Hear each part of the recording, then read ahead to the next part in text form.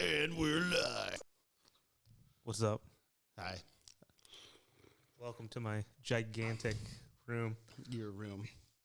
Your nice little Midwestern country room. That's right. It's a work in progress. Okay, it's going to be cool, like, when you do all the stuff you want to do to it, though. Like, this could have been, like, outside. Yeah, but if you look at the rafters, beautiful, symmetric, like Jesus himself did it. And then they had complete ass clowns come do the walls. Oh, who did that? No idea. No, before the drywall gnomes. before I added what I've added. Like, it looks way better now. Yes. It was quite cold before. I just want a pool table in here, honestly. That's all I want. Oh, that'd be sick. That would be sick.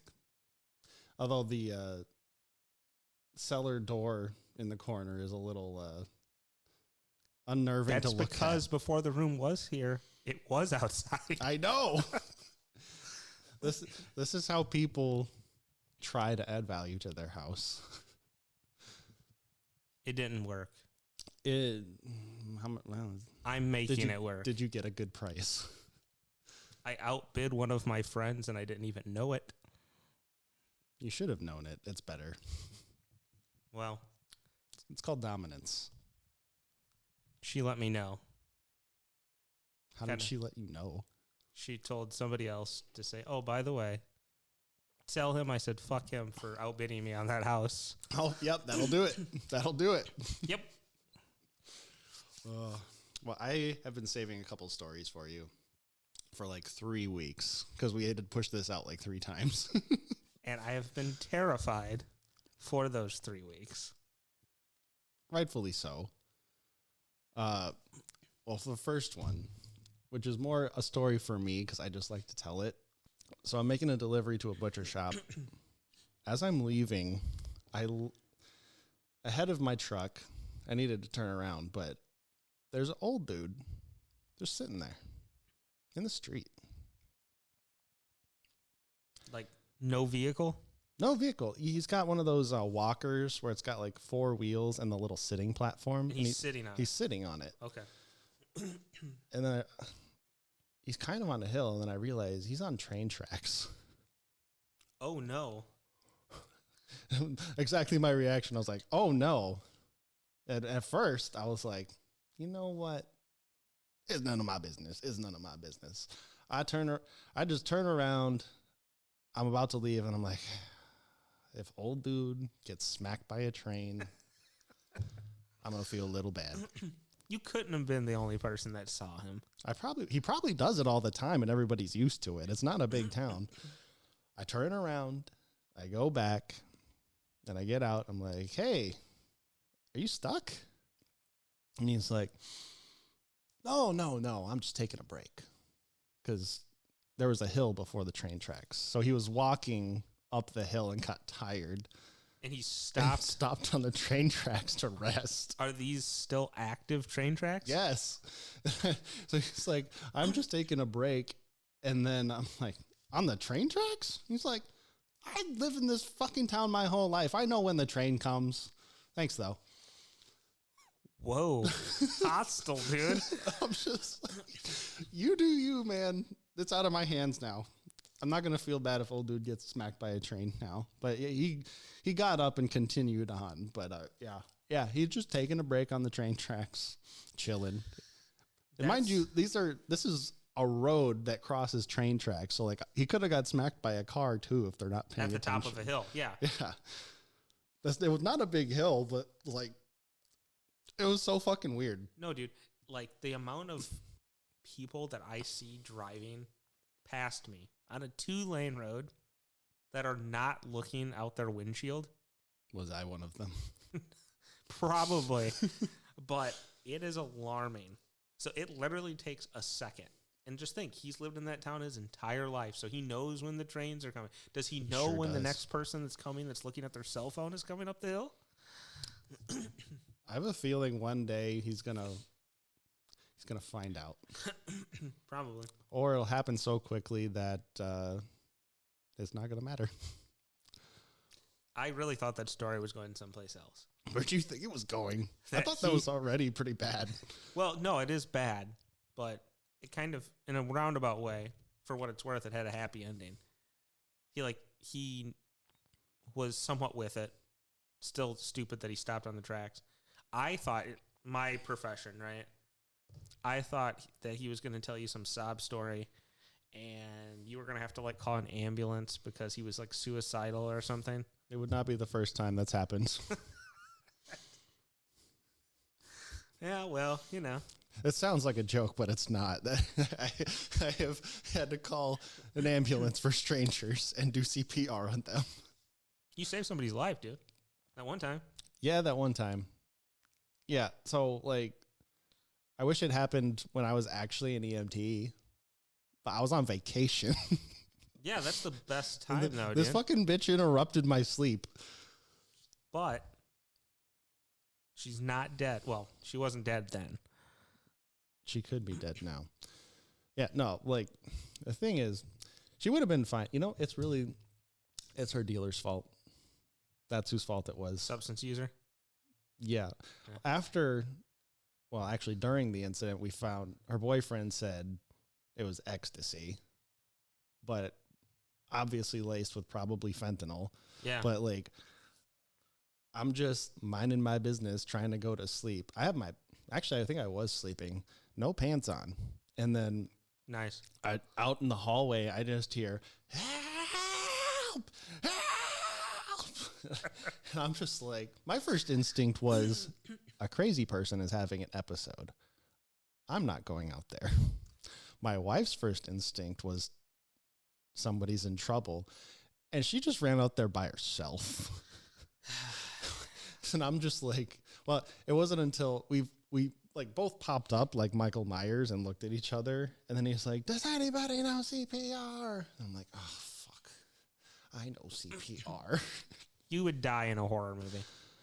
No, I wouldn't. 100%. If I hear screaming, I don't go over there. Did you go over there? Well, yeah. This one time. That's cool, though, dude. I'd still totally thought I was either going to get... I thought he was just still tricking me to try to rob me because this dude was 2 rooms over. But, like, I'm pulling up my pants. Wife has already opened the door and is looking outside. And when we had checked in, we had already seen these people and had already been judging them because they looked like the type of people who do drugs. Okay. It's like white dude with a bunch of tattoos, and then Careful. I mean, his girlfriend was black, but she was actually pretty. But she was the one who took the ecstasy. So I finally get out there. I see dude. I heard anybody know CPR, and then I see the dude I was judging earlier, and he's freaking out. And he's like, over here, come here. I'm like, oh, man, I'm definitely getting stabbed. Oh. And I go around the corner, and he's like, come in here. And I'm looking at him. I'm like, okay, I guess I'm going in your room to get stabbed. And then he points down, and I look down, and his girlfriend's on the floor, unconscious and naked. Yikes. Like, it makes you wonder, like I have a bunch of questions, but in a situation like that, it's almost like, what was that, post-nut clarity? It's like they were having a good time, and he thought it'd be until awesome. they weren't. It'd be awesome to give her something, and then he knew what was in it, but she didn't, and then she's almost dead on the floor, and he had that realization, like, oh, shit, I could be held liable for this. I need to call for help. Yeah. I didn't even think of that. Yeah. Yeah, because he didn't. Oh, if he took it, he would have been on the ground too. They both would have been dead. Yeah, he was up to some. I didn't even think about that. I'm just saying. You a cop or something? Yeah. I wish. No, I'm just kidding. I don't. No, you don't. Not today's That's day a and rough age. job. Yeah, no. So, he already called 911. So I was like, okay, if he does stab me, 911's already here. But I got to do fucking CPR on this girl or she'll die. And she's breathing like once every 30 seconds. Did you do the mouth-to-mouth thing? No, you don't do that anymore. I didn't think you did, but I was like, I didn't know how far back this was. No, So. like the compressions are enough to deflate and inflate your lungs a bit to get some airflow. Yeah. Plus with fentanyl, like if there's like trace amounts in their mouth and you give them mouth to mouth, then it could overdose you and now you're both dead. Also, it's gross. 100%, dude. That's why I was worried about you. No. Yeah, I'm not going to put my mouth on a stranger. The fuck? You also said that you would survive a horror movie. I would. That's why I didn't put my mouth on the stranger's mouth. That's how you catch things. So anyway, you did chest compressions. Yeah. Oh, and there's this random other lady who came in the middle of it. She heard... She came out like someone's mom because she heard the screaming, came out in her bathrobe, and she's like, "What is all this racket out here?" All prim and proper. Yeah, like I'm on my knees. I'm about to do compressions. And then this lady looks in. She's like, "Oh," and she does the Catholic cross thing on her body. And then I'm just like, okay. You instantly burst into flames. Sketchy dude, start a timer. I didn't need the timer. I just needed him to do something. Fair. And wife, stand in the doorway so this lady and other ladies don't just keep looking in here doing the Hail Mary cross, whatever. And then I'm just like, okay, 1, 2. And then I hear her sternum broke, which... That's normal. It is normal. You're supposed to. And she's dead.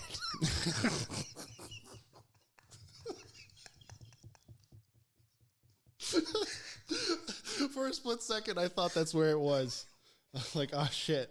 But then I'm like, well, I have to keep going because that's what they told us. So, like, I can actually feel the two halves every time I push in. I'm like...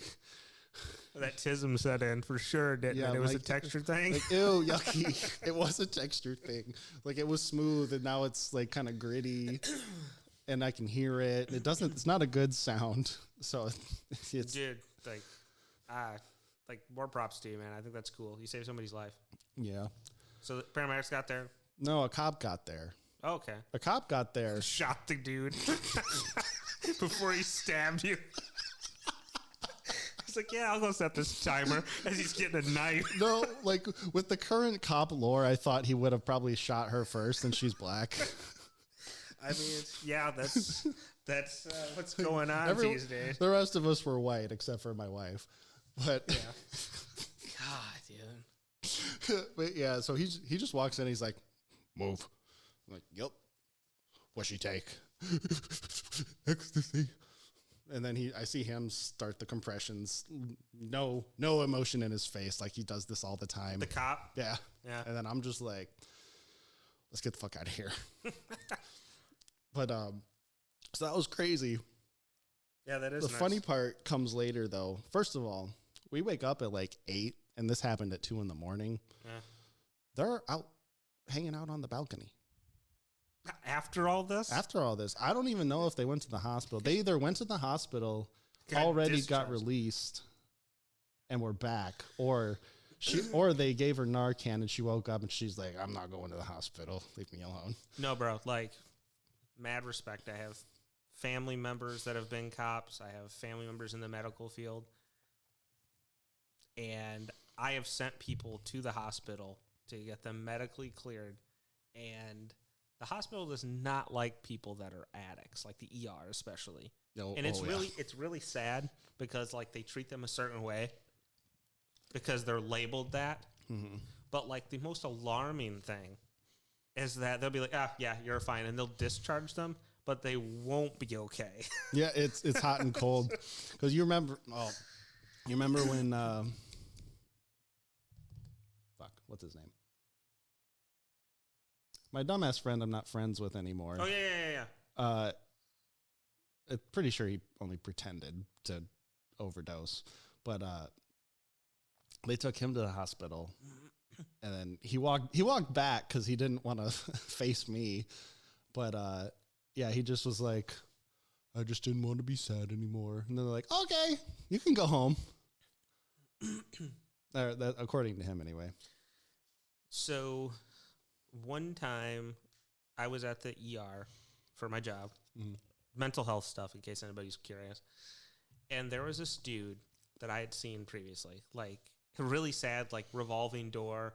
All the ER staff know him by like first name. And he's wearing like a camo jacket. He's got shades on inside. No sense. It's nighttime. And they just open up the ER door and he just struts, like literally struts back there. Because they know exactly. Dude, east side. Yeah, dude. Like, and they probably sent him to a hospital. He was homeless. And then, he gets resources and stuff, but then he keeps coming back. But, like, dude, it was like they rolled out the red carpet for him, bro. No, he couldn't pay. Dude, I'm telling you, man. And I wasn't even there to see him. I was there to see somebody else. And I was like, I might as well wait 20 minutes because they're going to call. He's walking through like, hey, first time. No, man, it's a crazy thing in the ER. Yeah. Which you've seen, I think, yeah. I mean, yeah, I've seen my fair share of stuff. I transported an addict once. And it was one of those times, like, yes, that, like, first thing they told us about them was they're a heroin addict. I guess heroin really stops up your bowels. So they're not pooping. So it gets impacted and then it gets painful. Gross.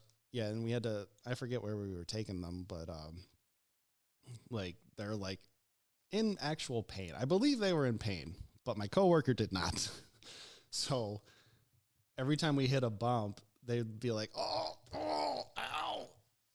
And then when we got done with it, she's like, fucking faker. Are you sure your coworker didn't work in the ER? I mean, he'd been I think he was a paramedic EMT, one of those for a couple years at that point. Desensitized as hell, dude. Serious. Like, it's so black and white too, because you'll see them just stone face through the worst shit you've ever seen, but when they do freak out, it's never something you'd expect. I've learned that about myself. Like, no, seriously, like crisis situations with people that, like, clients or whatever, no problem. I am going to be freaking late to an appointment. Huge amounts of anxiety. I'm the opposite. I do not care if I'm late. I'm late to work almost every day, and my boss is just like, it's fine. Well, you're a good worker. Like, sometimes they overlook that. They overlook that because of. If I was pissing him off, I would have been fired already. So it's like you get 10. Well, no, being late's half a point. So you get 20 instances of being late, and each one falls off after a year. I'm late every day, so I'm at like, well, what month is it? February? It's March now. It's March. So I've 2026. Yeah, so I'm up over 60 lates this year already. It's nothing crazy, but it's like 3 minutes, 7 minutes, 5 minutes the next day. One day I'm on time, maybe. No, my boss now, like, hates people being late. So I got there super early. What a party pooper. On my first day, right? Way too early. But it was fine. And later in the day, like, we're walking out to, like, another part of the building or something, and my boss is, like, looking out the window, and I'm like, is everything okay? Yeah. I'm just watching all the other people in other departments come in 15 minutes late. And I'm like, yikes. You weren't kidding. Okay. I'll be super early every day. Because I just imagine her being up there on the top floor with a sniper rifle if I get out of my car a minute late. Boom. All right. Put the job description back up. We don't tolerate tardiness here. No. Yeah. I mean, some people are tedious about it, but. Yeah. Oh, before I forget, back to the CPR thing, though. It became funny later, but the reason it's funny is my father-in-law and sister-in-law were with us, and were in the next room over from us. They heard everything, and we were telling them the story the next day. And they're like, wow, that's crazy. Yeah, we heard that, but we thought you guys were fighting. Uh-oh. Like, this guy wasn't just like yelling. Like, it was bloody murder screaming. Blood-curdling scream. Like, it sounded like he was being murdered, and they heard that. And they thought it was me yelling at my wife. And they're just like, well, no, that's none of my business. Wait a minute. What did she do to get yelled at? Wait, go back. What was their relationship to you at the time? Well, we weren't married yet, so it was actually, at the time, it's my girlfriend's dad and sister. He hears somebody yelling at his daughter in a blood-curdling scream. He's like, nah, I'm not going to go take care of it. Nope. No. I think part of it was she had been mad at me earlier, and I don't think they agreed with her side, so they're just like, maybe it's deserved. And then she's just like, you thought he was yelling at me and you weren't going to do anything? I'm like, it's not my business. It was weird. That's weird. If I had a kid and a dude was like a daughter and a dude that she was with was like yelling at her in the next room, I would be knocking on that door and being like, pop, pop. Dude, I'm trying to sleep. Could you take it down a couple notches? Can you yell at my daughter quieter? I raised her. I know she can be a handful. I'll kill you if you lay a hand on her, but take it down a couple notches. It's like in The Sopranos when Chris hits Adriana. Oh, yeah. And her uncle comes and he's like, when you guys are married, it's none of my business. But you're not going to hit my niece again until you guys are married. It's like, that was the line. You don't get to hit her until you're married. Well, wasn't there a guy in The Sopranos that, man, I watched that. So many names. This is why I'm getting old and I can't remember things. You get used to it. That talked to Tony's daughter, like said something like flirtatious to her. And she like came back to the house and brought it up, and like Tony went and like, I think he ended up like curb stomping the dude or something. I can't remember. It was something really brutal. Like he showed up, they were all at like the bar or restaurant, and this was like later in the series. And he just, I mean, Tony beat a few people's asses. now this is I remember this very like vividly. Like he said something to her and Tony found out about it. And I'm pretty sure it was Tony that like went and But anyway, I can't remember the name. It's a great show, by the way. So good. Yeah, it's amazing. I'm just like, well, Jackie Jr., but then he gets killed. And then Ralph stomped a stripper outside the strip club. I hated that character so much. And that actor plays that kind of guy so good. I know, but then doesn't he play the police chief in Bad Boys? Yeah. He also plays the dirty cop in Memento. And then Cypher, that's where it really is. He was Cypher in The Matrix. Betrays everybody. Yeah, he's really got a career made out for him. Yeah, I mean, I'm sure he's a nice guy, but he looks like a really sketchy kind of guy, especially when he has his head shaved. I really thought, like, his character was going to come to an end, like, really soon after that. You talking about Ralph? Sopranos, yeah. Yeah, he was there for a while. And of course, he's dating Janet. I hate Janet so much. Oh, yeah. Like Janice, yeah. Janice? You got to give props to the actor, actress, whatever, for, like, I know this is a show. I know none of this is actually happening, but Janice's character makes me so angry every time she's on. Yeah, she is really good at portraying how Well, I mean, she does remind me of people I actually know, so that doesn't help. People you've dated. But, like, like she's a special kind of crazy, and I don't know how you can play that character so well if you're not also a little crazy. Trigger warning and before every Janice episode. Honestly, trigger warning, Janice. This may remind you. You're like, shield your kids' eyes. Oh, I don't want you to see this one, bud. Not until you're older. First of all, not until you've been through some shit. Kids should not be watching The Sopranos. No. I bet you there's actually quite a few kids whose parents were like, yeah, it's a good show. It's fine. Dude, there's so many kids that play Grand Theft Auto. Dude, I played Grand Theft Auto 3. When did that come out? I think that came out in like 2000. I played that at your house for the first time, and I was like, I'd never played a game like it before, and I was like, dude, this game is awesome. Yeah. We had to be like 10. No, yeah, dude, probably. I remember too. My mom let me play that. I don't know why. I don't think she knew what it was about. That's true, but I would accept that, except like a year or two later when Vice City came out, it was in the paper. Someone wrote an article about how awful this game is, and she wouldn't let me play that. What was bad about Vice City? Was it because you could use a chainsaw? No, is that what it was? It wasn't even. I couldn't even get a full explanation, but like the paper had an article about how bad this game is. Don't let your kids play it. So she wouldn't let me play it, but she knew I had 3, and she knew I played 3. And like my older brother, who's like, I think he was like 20 at this point, maybe 19. But even then, like our parents were like, no, you can't play this either. And then because it's my stepbrother. So like I had a PlayStation. It doesn't count. I had a PlayStation that my mom bought me. His dad never bought him anything. So he would like borrow my PlayStation. And one time I went to his room to get it, and Vice City was sitting there. And I'm just like, did you play it?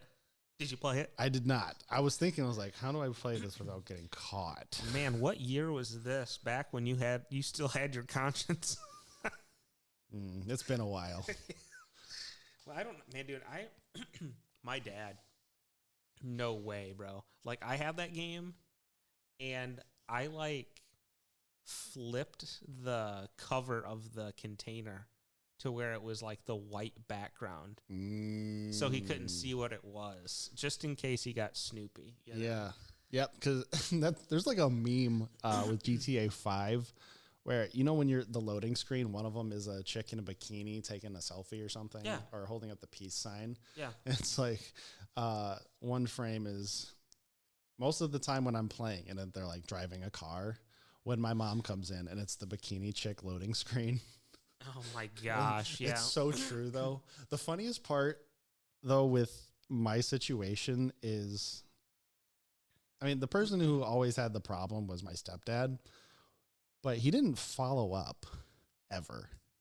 So he'd come in the room and see something he didn't like and yell at you, then he wouldn't come back later to make sure that you were doing what you told him to do. Or what he told you to do. So, like, we could just have the game still and just make sure not to play it when he's awake, and it was fine. I can sum that up for you. You were his stepson, which means he actually didn't really care about you. Well, he didn't care. He didn't care about his actual son either. Because like me and my stepbrother had a conversation about it. We're like, yeah, he never really came back to check to make sure we weren't still doing the thing he told us not to do. We just kept doing it. And if as long as he didn't walk in the room while we're doing it, then we were safe. Yeah, but like, even if he walked in the room, right? Like, did he stop you or he just yelled at you? Well, it depends. Cause like he never walked in on me playing anything bad really. But even when we were up to GTA 4, I remembered the Vice City debacle, so I had it, of course, because it's awesome.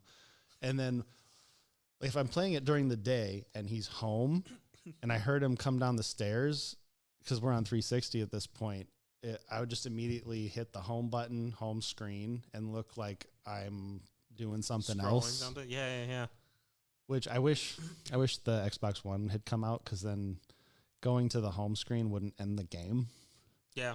But yeah, that's how I got through GTA 4 is just the home button or playing it, staying up late and playing GTA 4 was like, I really liked that one. It was a game changer for sure. My dad came in when I was playing the original, not this remake thing. The remake's great, by the way. Props, Capcom. For Resident Evil 4. I was gonna say if it's depending on if it was 4 or 5, would get very different reactions from your dad.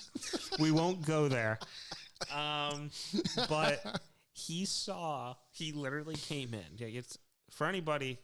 I hope everybody knows what Resident Evil 4 is. Survival horror game. If they don't know, they'll filter themselves out. Yeah, that's right.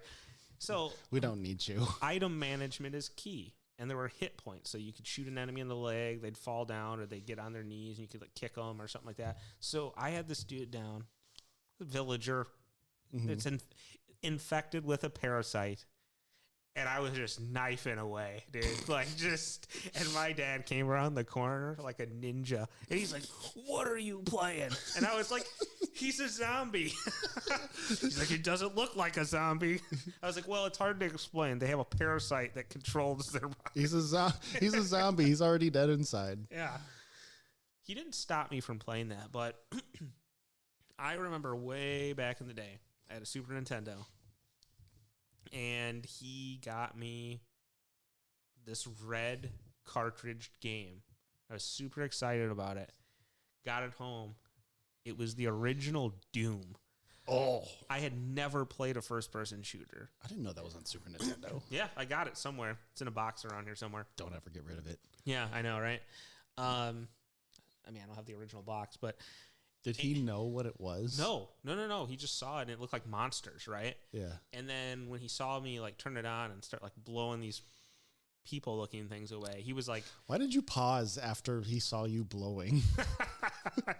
I didn't know how I wanted to word how I was like, killing these people. Were we friends yet? What were you blowing? Fair point. That's a terrible pause. He saw what the characters look like because they're like possessed people by like demons, right? Or they're demons, right? And he I think he felt bad, but he took it away because he didn't want me. I was super young. I mean, it's Super Nintendo, right? Super Nintendo, you had to be pretty young. Yeah. It was still the 90s. And I mean, I was pretty upset about it, but eventually I got it back, and I still play the original Doom today. It's great. No, I think I've only played... I can't remember which one's Doom Eternal. The one that came out in like 2019-ish. There was Doom 2016, and then Doom Eternal is the sequel. So okay, the really fast-paced one, right? Yeah. Eternal was great. I played Dark Ages with the shield. I didn't play any other one. It was pretty cool. It wasn't as good as Eternal. It was kind of like one of those things where it was really awesome. You felt like a badass when you're playing it. And then after you get through the game, you're kind of like, No. I want to play Doom Eternal. I'm still playing Skyrim. Everybody's still playing Skyrim. Yeah, 15 years later, Todd Howard, get your fucking shit together. Yeah, did you play Starfield? No. Oh my gosh, dude. It looked cool on the hype, and like the shipbuilder looked cool, and then it was like universally everyone said it was boring. First week or so, I definitely I was like, man, this is pretty cool. This is fun. And then it started, like, the cracks started to show. And I was like, man, this is so repetitive. And, and I respect Bethesda. I'm not trying to be a party pooper here, but, like, in Skyrim or Oblivion, it's this whole continent, right? Open world. You can do whatever the hell you want to do. Hell yeah. There's a bunch of different species of creatures and animals you can fight, different characters with different armors. You literally, there's like some alien species that you fight, I can't remember, in Starfield. But then the other thing is, it's mostly people. It's like rinse and repeat. It's the same thing over and over and over again. I got real bored real fast. So. You couldn't kill enough races? There weren't anything. Variety is good. All right. You like a little variety to your murder. Yeah, dude. My bad. Man.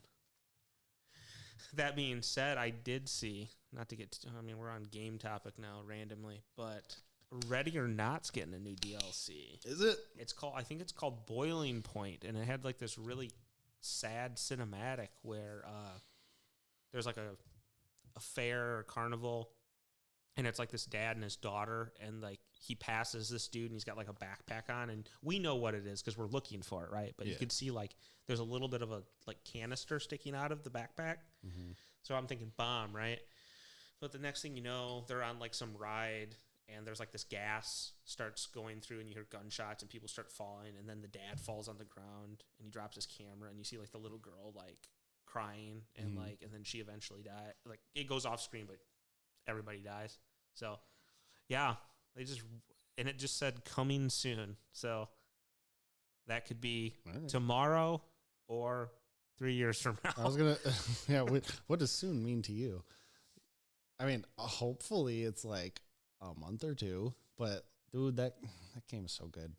Bro, anytime everybody's like, you want to play Helldivers? I'm like, yeah, I like Helldivers. But if anybody's like, hey, you want to play Ready or Not? I was like, I'll be there in 2. Yes. Sorry. Ready or Not, here I come. Like you're talking to your girl and you're like, shut the fuck up, I gotta go. Yeah. I love playing that game. And you don't even, I'll play like the same 4 levels just over and over. Hospital. Great Hospital's mission. The cult one with all the ladies with the masks. Okay. That's really creepy. I actually really like the drug house. The drug grimy house. Place. Yes. There's a lot of places for them to hide in that one. Yeah. And I originally played it on the easiest difficulty just to get my bearings, but they don't hide on that difficulty. So when you step it up to like normal or whatever it's called, they start hiding. And I'm like, I spend a lot of time backtracking. I'm like, I thought I killed everybody. That's what I'm here to do. You will spend 20 minutes backtracking through the whole mission. Yeah, and then I open a closet and they come out and stab me. Yep. I'm like, fuck my life. Man. Okay. So, hilarious story. Was just playing this like 2 nights ago. New dude on Xbox. Met him playing Left 4 Dead because, yes, everybody, I still play Left 4 Dead on Xbox. No one's judging you. It's a great game. Greatest zombie game. So we started playing Ready or Not, and one of my buddies on there also joined us. He got killed. So new guy and I are kind of going through, and we were playing the mission where the kids are like 3D printing weapons. Oh, that's like weapon parts, yeah. And so like we get in a couple firefights. We're clearing the rooms. There was somebody on a staircase. He shot him, and then I was coming out. I was checking one last room, and I hear him shoot again. He's like, dude, that guy just ran at me. And I turn and I look, and I was like, yeah, that was actually a terminally ill, like, mother. Wait, the mother runs at you? Yeah, she just got freaked out, like, and she was running. You know how the civilians do? And he's like, no, and he gets really into it, dude. Like, he's super into it. And I was like, man, dude, I wish I could be as connected to games as you are. And he's like, oh, no, man. I was like, no, I'm going to prove to you that that's who she is. I was like, come here. I'm going to show you her room. It's got like all the medical equipment. And I was like, he's like, dude, I feel so terrible. I was like, well, I'll show you something. This will make you feel better. And I like pointed and I was like, hey, look, read this. And it was sitting on the little nightstand. And it was a card that said speedy recovery.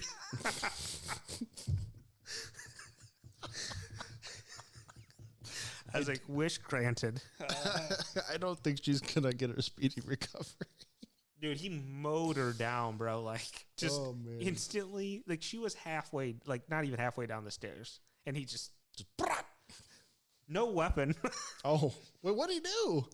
He just saw somebody running at him because he just got done getting in a firefight and he thought it was somebody else. And she had no weapon. Yeah, she had no weapon, yeah. I mean, it can get dicey. You can't always tell who's who. No, I was playing with the other buddy, and we'll leave the name out. When we first got the game, and we were playing the car dealership, and he had killed somebody, and I saw them laying on the ground, and then their weapon, and he was like pressing forward, and I came around a corner, and out of like the shadows behind like some vehicles, like a civilian goes and picks up the gun. And I shot him, dude. Like, I thought they were going to kill him. Because they'll do that. There's literally a trophy or an achievement that you can get for getting killed by a civilian. Oh, I'm damn. pretty sure, yeah. I don't think I've had it happen yet. But yeah, I kind of wish I would have seen what happened because like learning how the AI works is pretty cool. It is cool. There's some stuff where I'm like, I wonder when it got put in or if it came originally. Because me and you were playing the hospital level, and I shot one of the terrorists. And I guess I hit him in the neck. So he's like bleeding profusely out of his neck, but he's not falling over. He's just like holding his neck and bleeding. And I'm like, that happens. I kirked him. Damn, dude. I'm like, did they add that Before or after? That's ballsy if they added it after. Well, actually, And they're bitches if they take it out after. Yeah, dude. I was actually at work when it's like, rest in peace, Charlie. Like seriously. But like a horrible thing for somebody to see. One of my coworkers was like, "Did you hear what happened?" I was like, "Dude, I've been in back-to-back appointments." So like, Twitter moves 1,000 miles an hour anyway. What it could be 10 different things at any given hour. No, dude, and he showed me like he was like, "Yeah, Charlie Kirk got killed," and I was like, "What?" And he was like, "Yeah, do you want to see the video?" And I was like, "What do you like?" There's a video, and I thought it was gonna be like, it's like some far back, grainy, far away. Yeah, dude. Can't tell what's going on. And I was like, he didn't warn me at all, man. It's like I don't want to see that. Jesus. Yeah, dude. I was like, fucking jeez. The way I heard about it, I actually have a group chat with someone. Well, not a group chat. It's just a friend of mine where all we do is send each other like the most fucked up shit. But he texted me, "Did you see that Charlie Kirk got blasted?" I thought he meant like owned in a debate. Oh, yeah, that makes sense. People use blasted for that all the time. And I'm like, no. And I'm like, I Googled Charlie Kirk blasted. And it brought me to Twitter. And then I see him actually getting shot in the neck. Dude, it was literally like, I thought I was like, I've seen some weird shit and horrible shit, right? I thought I was a little bit desensitized. But like, I really felt bad, dude. Like, and it was horrible of me to see. Mm-hmm. It bothered me. Context is everything. Like we've all seen at least one thing fucked up, especially if you've been on the internet and the longer you've been on the internet. But yeah, it's weird when it's like, I've seen Taliban dismembering videos on the internet. Yeah, I purposely like avoided that. Like one of my friends, you know him, he sometimes has found stuff like that, and I'm like, dude, I don't want to see that. Like, I struggle with mankind already enough. Like, and I don't know, dude. Like, it's one of those things, and the thing that is the worst, I thought it was bad during COVID when people were like taking all of the like supplies. And I'm not just talking toilet paper, where like stores had to like set aside a time for elderly people to come in like after they had restocked so they could get the shit that they need. I thought that was shitty enough that people were taking all that stuff from everybody. Mm-hmm. And then somebody that's a debater and like, oh God, like gets killed and they get killed and it's on the internet. So it's always going to be out there. And people are saying like really good things and they're happy about it. And I'm like, dude, if that was your family member, your dad, your brother, anybody, like it'd be a different freaking story. There was, in some of the videos, there's a dude, like you see the shot, you see everybody duck down. As soon as they duck down, there's a dude. They have glasses? No.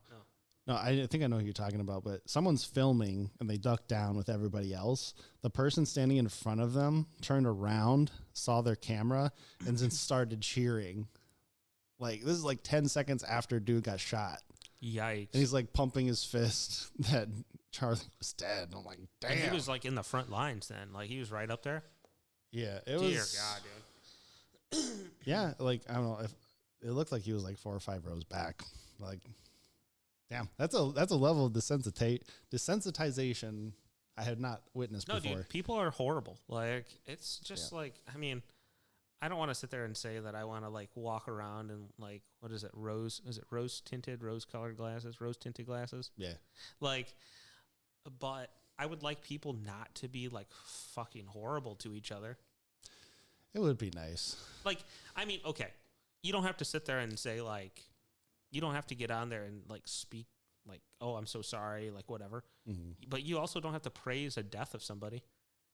Yeah. That literally didn't like kill people. Like, yes, he had some stuff that he said that pissed people off, but like is that, the funny thing is like, I never watched his show. Me neither. Barely knew who he was. I saw clips. Yeah, that's how I saw it. And I was like YouTube clips. One of them, he was debating some kids at like Oxford. And that's the only clip I actually remember it well enough to be able to talk about it. They're talking about Israel-Palestine. And then the kid's like, I don't like either of these sides, but only one of them is genociding the other, and that's wrong. And then Charlie's like, I don't even remember exactly what he said, but he insulted the kid for going to Oxford instead of addressing his point. I'm like, oh, well, you lost that one, bud. Yeah, that makes no sense. Yeah, like that's a dumb take, dude, but whatever. And that was like the last I saw of him before him getting shot. But like it's such a weird world because like you see that and you're like, damn, someone real got shot. That feels terrible. But then I go into Valley of the Dolls specifically. Ready or Not. Yeah, in Ready or Not, specifically to shoot a specific person in the head to relieve stress. Yeah. Yeah. Well, I think some people aren't able to separate reality as well as others. In case anybody is wondering what Valley of the Dolls is in Ready or Not, it is a level where you go to this big fancy house and there's been a birthday party for one of the teenagers. And you start finding out that this is like, like a porn production company. But as you go deeper and deeper into it, it's actually like... It's Epstein. Yeah, it's child-related stuff. So, like, the people that are there that have guns, they're not good. Like, honestly, the people there that don't have guns are also not good. Yeah, some of the parents. There's a couple, like... I've heard some dialogue, like, from one of the people, I don't know, like waiters or like, butlers or whatever the hell it is, say like something about like calling them pieces of shit or something. And like, you should like kill him or something. Mm-hmm. I was like, damn. Okay. So he knows what's going on. Yeah. I mean, I go through that level. I'm like, say less. When that game first came out, my buddy decided that he was only going to use the revolver. Oh. And this is before like any updates had come out. I think they've changed it since. But like we would go our separate ways and we'd just be doing our own thing. And I hear some gunfighting and like, and then I hear this like this screaming, and then like echoing through the hallways I hear boom. And the screaming would stop. And I was like, what are you doing over there? So I turned on the camera because you can turn on the camera and see his head cam. Yeah, yeah. And I saw him do it. Like this dude was down screaming, and he puts him out of his misery, and it sounds like a cannon is going off. I would do that, especially in that level. Like, I like when I get to every level. I mean, some are worse than others, but this particular one, like, if I see a head in a window, I just shoot him. I'm just like, you're all guilty. If you're in the house, you're guilty. And then, well, not to mention, like, because they had to edit the game to get it available on console. So super weird. Yeah, in the original one, dude's like obsessed with his daughter, and the whole theme of the level is it's his daughter's 18th birthday. So he's like, he's a weirdo, sicko, creep, Epstein style dude who runs a porn company. So, like, you see that, and you're just like, okay, I don't care if anybody lives in this level. We should have just burned down the whole house. If that was available, I would do it. But, yeah, And I like when I can play online, because if you're online, you don't have your AI squad with you, which means when you do something you're not supposed to do, they don't attack you. Dude, it's like an insta kill, man. I've had them wait at, like, I turn on their camera, and I have them wait at spawn, or like where you come in, and I'll go through the level, and I'll do something I'm not supposed to, like even like let's say I don't know, just pick any level, you do it. And instantly, they're like on hunt mode. Oh, it's right away. Yeah. They go straight to you. Like I didn't know they did that until the first time. Well, I was in Valley of the Dolls, and I was just like, I'm gonna murder everybody because you're all bad. As soon as I pull the trigger on somebody who was surrendering, like my teammate who's standing at my right just turns like 45 degrees and hits me in the head with a shotgun. Holy shit. It's like, that was so fast. Yeah, it's like insta-kill. It was like boom, boom. Like, well, it was so fast that I thought that the game just insta-killed me. Yeah, me too. To restart the level. But no, like, it sends your own squad to shoot you when you're acting out of line. I didn't know that. I thought they would just do what I told them to do, and they did not. Oh, they turn against you, yeah. Mm-hmm. Yeah, it's a great game, though. But, I mean, so I think, is it Void Interactive? Is that what it's called? The company that makes it? I think so. Shout out to them for sure, by the way. Yeah, I don't know. Great game, dude. I don't know what else they did, but I hope they do more things. Honestly, great game. Actually, me and one of my buddy that I was playing with the other night, the one that killed the terminally ill person, I said, "Man, dude, like the accomplice." I didn't do shit. he killed the accomplice. We talked about that, and I said, "Man, dude, like how the camera angle works and stuff. It would be super cool if they made like a really intense like horror version, like zombies or something." Mm-hmm. I don't know how they do it. Like you have to make them kind of like faster than like staggering zombies, but like yeah, well, they'd have to make the character faster too, because like, you barely move anyway. Oh yeah. Great game though. They knocked it. I will like by far that has climbed to the top of my charts for. I'd sent you one Mugenics. Is that from Binding of Isaac person? Yeah. Yeah, it's about the cats. I don't know a lot about it, but I want to play it. It's called Mugenics for a reason. You have a house, like you have levels, but you also have a house. It's like a turn-based fighter game. Okay, cool. But you can make different kinds of cats by getting other cats to fuck in your house.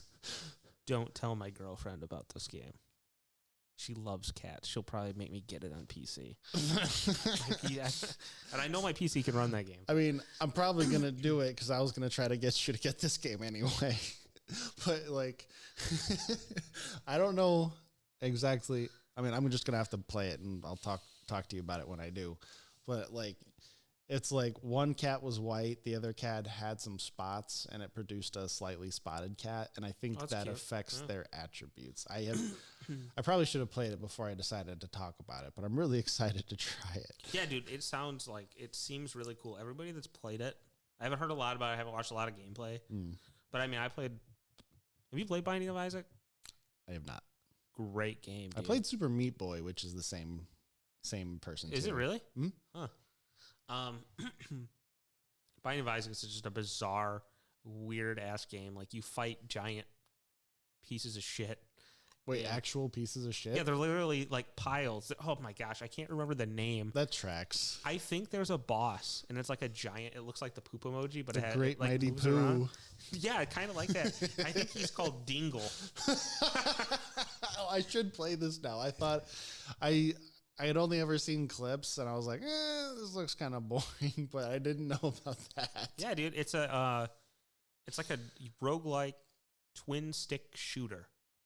Oh. So and you get all these upgrades. So like when you take a pill and you don't know what it is because it has question marks, like you'll have like this growth that comes off of your head. Like the lady I did CPR on. Yes. I mean, the characters almost look naked too. So yeah, that's probably true. But yeah, you'll get like a growth, or like you'll get like a pubic hair that grows out of your face. What the fuck? Yeah, dude, it's a bizarre game. I can't believe I didn't know about this. I've been out of the loop. Yeah, yeah. Like, It's way out of different the every loop. time you play too. Yeah, 'cause that game's been out for a while. You'll love it. It's hard, but it's fun. Oh, that's why I didn't play it. It's good. It's hard. I'm not good at games. Um, Also, have you heard of Last Man Sitting? is that a game? It is a game. No, I have not. It's been in development for a while, like a long time. Is it a I saw multiplayer game? Yes. It's on. I saw it on Reddit. This dude just posted this game I'm working on, and he had like a clip of it, and it might be close to 10 years, but it just now went into like open beta on Steam. Holy shit! And because I'm pretty sure it was just him for a while. Respect. But it's called Last Man Sitting. It's like picture 6 people sitting in a circle on office chairs. Everybody has a shotgun. I have seen this. I saw an early video of this, I think. The way you move is with the recoil from the shotgun, but the goal is to kill everybody else and be the last man sitting. So if you fire, you move backwards, but if you need to go somewhere, you have to fire in the opposite direction of where you need to go and just survive. The amount of like drugs somebody has to be on to come up with that concept. I would come up with that sober if I had enough time. I mean, respect though. I do love when, I hope I get to play it. I wish more games for PC came out on console. Yeah. I checked if it was on console. It's probably not going to be. There's one I was surprised. I think I told you about Who's Your Daddy? Yeah, it's where you play as the dad or the baby. Yeah, gotta figure out if you're the baby, you have to kill yourself before dad puts you back in your crib. That's on console, I which saw it, yeah. we should play. Yeah, we probably should. I got it downloaded. Do you really? Yeah. Oh man. I was like, I gotta tell him about this, but I kept forgetting. Freaking jeez, dude. And then I got distracted by Skyrim because it's tempting. One of the greatest games ever. It is. I'm still waiting. I don't know what they're doing. They've announced the third one. Makes no sense. Where is Sons of the Forest for console? It's probably not happening. No, dude, it doesn't make sense. It doesn't make sense. The first one sold really well on PlayStation. People loved it. The second one was in early access. Pretty much broke Steam when it came out. Like, people loved the game. Okay. So fun. You can do so many twisted things in that game. Great. One of the best survival games. And I saw a trailer for the third one. And it takes place on I don't know. I'm probably getting this wrong. People, if anybody's listening to this, they're probably like, these guys don't know what they're talking about. Takes place on a different planet, and they're trying to teach you more about the lore or something. It looks not as good as the first two. But why start the third one if you could still launch the second one on console? Oh, I was gonna say money, but yeah, people will still buy it. I bought Skyrim 3 times. Same. I bought GTA twice. Bro, I almost sent you I don't think you have the anniversary edition. I think you have the special edition. No, I do have. Are you asking because of the creators section? That is on there. I'm retarded, so I just wasn't paying attention. No, but is all the stuff unlocked? You have it? Because if you get if you do the upgrade, whatever it is, to I think it's the anniversary edition. It gets super confusing, right? Special anniversary, whatever. Limited edition. That's different. But yeah, you have it pretty much unlocks a huge chunk of the Creation Club content. So it's really cool. Oh, I didn't know you had to unlock it. I haven't tried it. No. The creator thing is I can click on it. Yeah, if you can click on it. So it's been there for a while. So what happens when they added mod support? I don't know how people make these mods and then get them in. I don't know the science behind the hoops you have to jump through to get it on the store or whatever. But you could buy specific DLCs or creation community made content. But if you buy the anniversary edition, it pretty much unlocks it says you own a humongous 90% or all of it. It's really cool. Yeah, well, since I've been moving, like I'm staying at my father-in-law's in his basement. He lives in bumfuck nowhere. Yeah. So he has Starlink internet, but it's the lowest tier. So I get 33 megabits per second download. And I downloaded it with good internet before we moved in there. But like if you need me to do any kind of downloading of anything, it's gonna be like a month. Like that thing gets stressed out on like if we try to watch TV downstairs at the same time as him, it like buffers. How the roles have changed. What's that mean? Bro. Oh yeah, your shit ass internet. Bro, what was it? Blue Buffalo or some? It was a weird name. No, yeah, it was something like, what was it? It was through like Dish Network back in the day. Of like a rain droplet hit the dish, like your satellite's out, your internet's out. Like, it was like fucking. And then we had AT&T, but it was like old cables because I lived out in the country, and phone lines. Yeah, it was the old ass like phone lines that they had put out, and I'm actually surprised like the techs that came out like knew what they were doing. It is surprising when techs know how to do their job. Yeah, dude. Like seriously, like you're talking like there were people that came out that were older that had been with the company and had seen this stuff more often. But then you would have like younger people that had probably been working with like fiber and like all of that stuff. And they're like, yeah, dude, like at one point they like ran a different line, like through part of my house into like a different, whatever. It didn't help. It didn't get faster. It just worked again. But it was the same slow speed. Oh my God. It was horrible, bro. I remember we were trying, what did we have, Xfinity or something? We were trying, kind of. Xfinity, you got to play games with Xfinity. Xfinity is like... That's who I have now. Yeah. It's Comcast, right? Yeah, it's your only option probably. No, I have Frontier. They come to my house at like 8 o'clock at night trying to sell it to me. I'm not joking. It was like I just had surgery, 7:40 at night. I was like literally 3 days off surgery. Coming to my door. But anyway, continue. No, well, where you fucked up with that is you answered your door. I tried to be as nice as possible, and then they got smart with me, dude.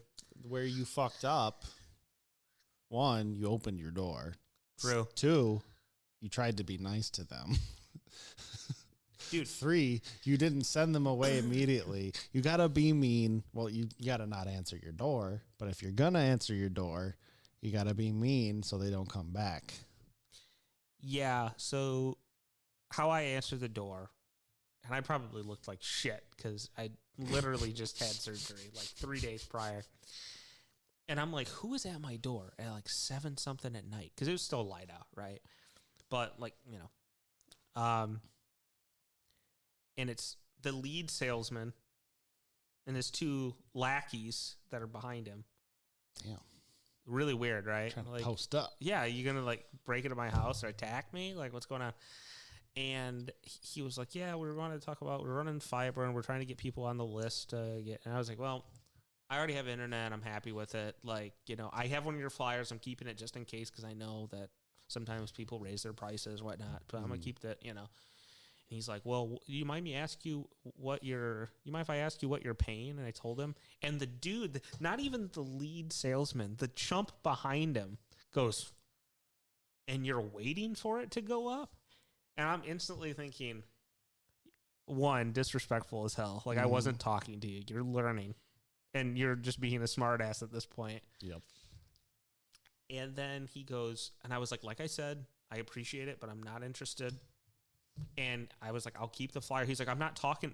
The lead guy now was like, I'm not talking about the flyer. He's like, I'm talking about now because we need to know. Like, he got super snippy with me, dude.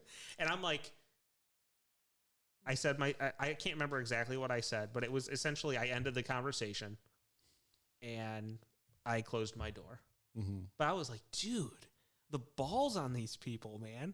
Like, you're coming to my property at night, and you're all except for the third dude didn't say shit. He was just there.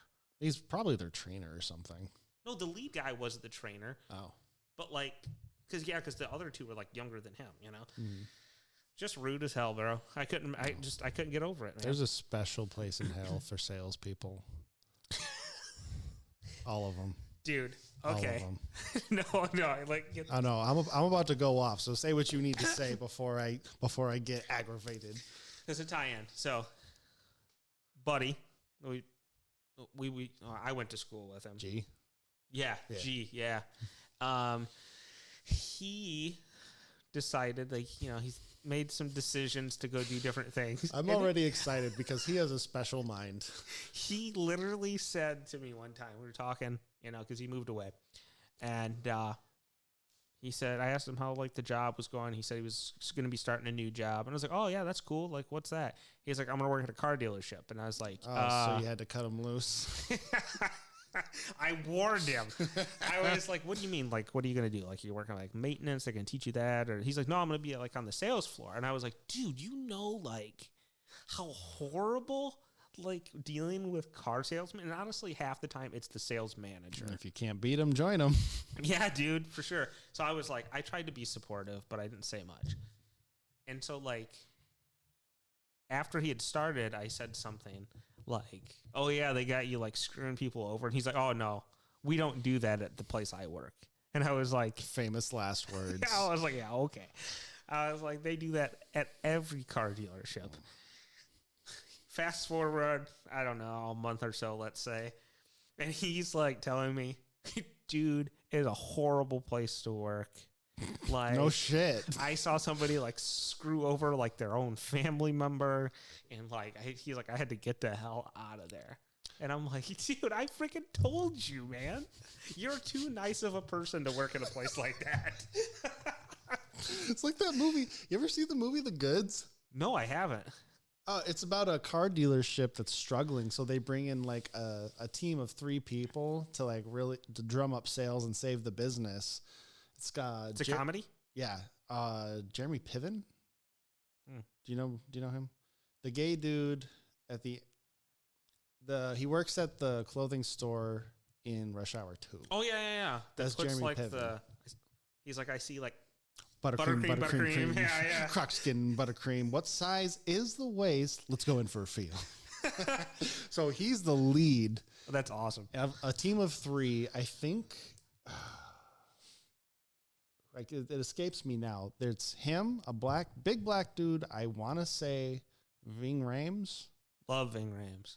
Dawn of the Dead. And then Best a character. woman who I think she's been in a bunch of stuff that I also can't remember now because my brain is broken. But it's called The Goods. It's called The Goods. And they're like, I mean, take the worst car salesman you've ever met and then just multiply it by 10. And that's what all 3 of these people are. Where they have names for different types of sales they'll do. One of them is you take a trade-in and then you sell the trade-in back to the person who traded it in. What? And then Ving Rhames' character is like a sex addict. But he's like, I've had sex, but I've never made love. I've done 69, 89, 114, gold, platinum, and diamond showers, but I've never made love. And he finally meets a chick, and he's telling her that. She's like, yeah, make love. And she's like on top of him, riding him. And she's like, this is so boring. Yeah, baby, do what you want. And then they get the freak on. Oh my God. But yeah, it's like your income depends on making sales, and the longer you're in it, the more you're willing to just throw your morals aside to make your sale because you got bills to pay. No, it's cutthroat, dude. And I mean, cars are pretty bad. Especially there's one in town. I can't even tell. I don't even want to tell you the nickname because it'll give away where we live. But like these fucking people, me and the wife went to get a car from them during COVID when the prices were ridiculous. Mm-hmm. Where like a used car costs the same as a new car. Oh, bro, it's gotten slightly better, but it's still that way right now. Yeah. So we're looking at this car. We're looking at a Subaru, and there's a markup. It's $4,000, and we're like, what is?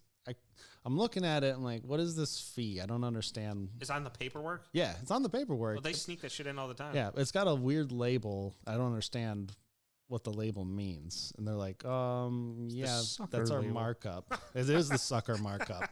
It's like $2,000 for some shit they already did to the car. They do it to every car, so they can charge you $2,000 for it on the back end. And then there's another $2,000. I'm like, but what is this other two? And they're like, that's just a markup. I'm like, oh, so just $2,000 just because fee? Yeah. And for shits and giggles, man. Like, yeah, I don't want to pay that. And they're like, well, I can't take it off. Okay, well, I don't want to pay it, so we're not buying this car. You're like, whoa, wait, let me get my sales manager. Like you said, it's the sales managers. And he's like, assholes. Yeah, trying to talk us through it. And I'm like, okay, $2,000 for the thing security, quote unquote, thing you already did to the car, that you do to all the cars, that you can't undo, whatever, fine. Take this other $2,000 off because it's a just because fee. His exact words were, well, if you don't pay it, someone else will. I'm like, okay, point bye. Proven. Bye, dude. Did Fuck he chase you down? No, we're at this point, we'd already been there for a while. We were like, oh, well, I'm not paying that, so bye. You were already like, weren't you already in the paperwork process? No, this is, we're still in the dealership. Okay. Like they're showing us, like it was for her. So like she wants the car. She likes the car. We're thinking affordability. And at this point, it's going to be like $500 a month. Mm-hmm. And we're like, that's kind of a lot. If we could get these bullshit fees taken off, that would lower that a little bit. And then they're just like, well, if you don't pay it, someone else will. So then we're just like, how about we're not going to pay it at all? You mean somebody else? I would have been like, dude, I'm getting so cranky in my older age. Like, if somebody said, when I went, we had the same salesman. You brought this up one time. You said, yeah, the good one. The good one. So the salesperson was really awesome. And then I got taken to the sales manager. And I'm not making fun of him, but he's a heavier set guy, and he comes out like he knows fuck. He's hot shit, and gets me over, and they start talking, and I was like, look, within the last year, I've had the brakes redone on my car because they needed to just be updated, like pads and stuff, right? And I was like, new tires, and he was just like laughing, and he had another dude that was bigger than him in the office, and he's like practically falling out of his chair. They literally laughing. I wonder if they know my coworker. Probably. And they're laughing at the fact that I was telling them that they could give me more for my trade-in because I've had this. He's like, that's just basic maintenance. And I was like, that's basic maintenance that you don't have to do before you put it back out to sell it. Mm-hmm. And then he shut up. And then eventually, it went back and forth a little bit. I had enough, so I got up and I left. Mm-hmm. And I walked out. I was parked up front, by all the glass windows. And I'm sitting there. I was talking to my ex at the time, my ex now, but was talking to her, and we were just sitting there. And the next thing I know, he's coming out, and he's trying to be all funny and cutesy, and acts like he's throwing himself on my windshield. No, wait. That's dangerous from a fat dude. Yeah. So needless to say, I eventually got a deal made, right? I mean, they still probably got in my pants. They always do somehow. But salesman, awesome, would recommend. And I thought it was really funny that you brought it up later. You said his name, and I was like, holy shit, dude, I used him too, man. He's awesome, dude. I've had that experience with someone else too. Same dude? Same salesman, different person. The person is really difficult to make a deal with, but this is the only person that they could not find something to complain about with because he's just that nice of a guy. He's a nice dude. So it's such night and day when you're dealing with these people. So it's like salesmen, really friendly. Obviously, they have to because they're commissioned, like you said, right? And then I met the sales manager, and he did his shit like I talked about.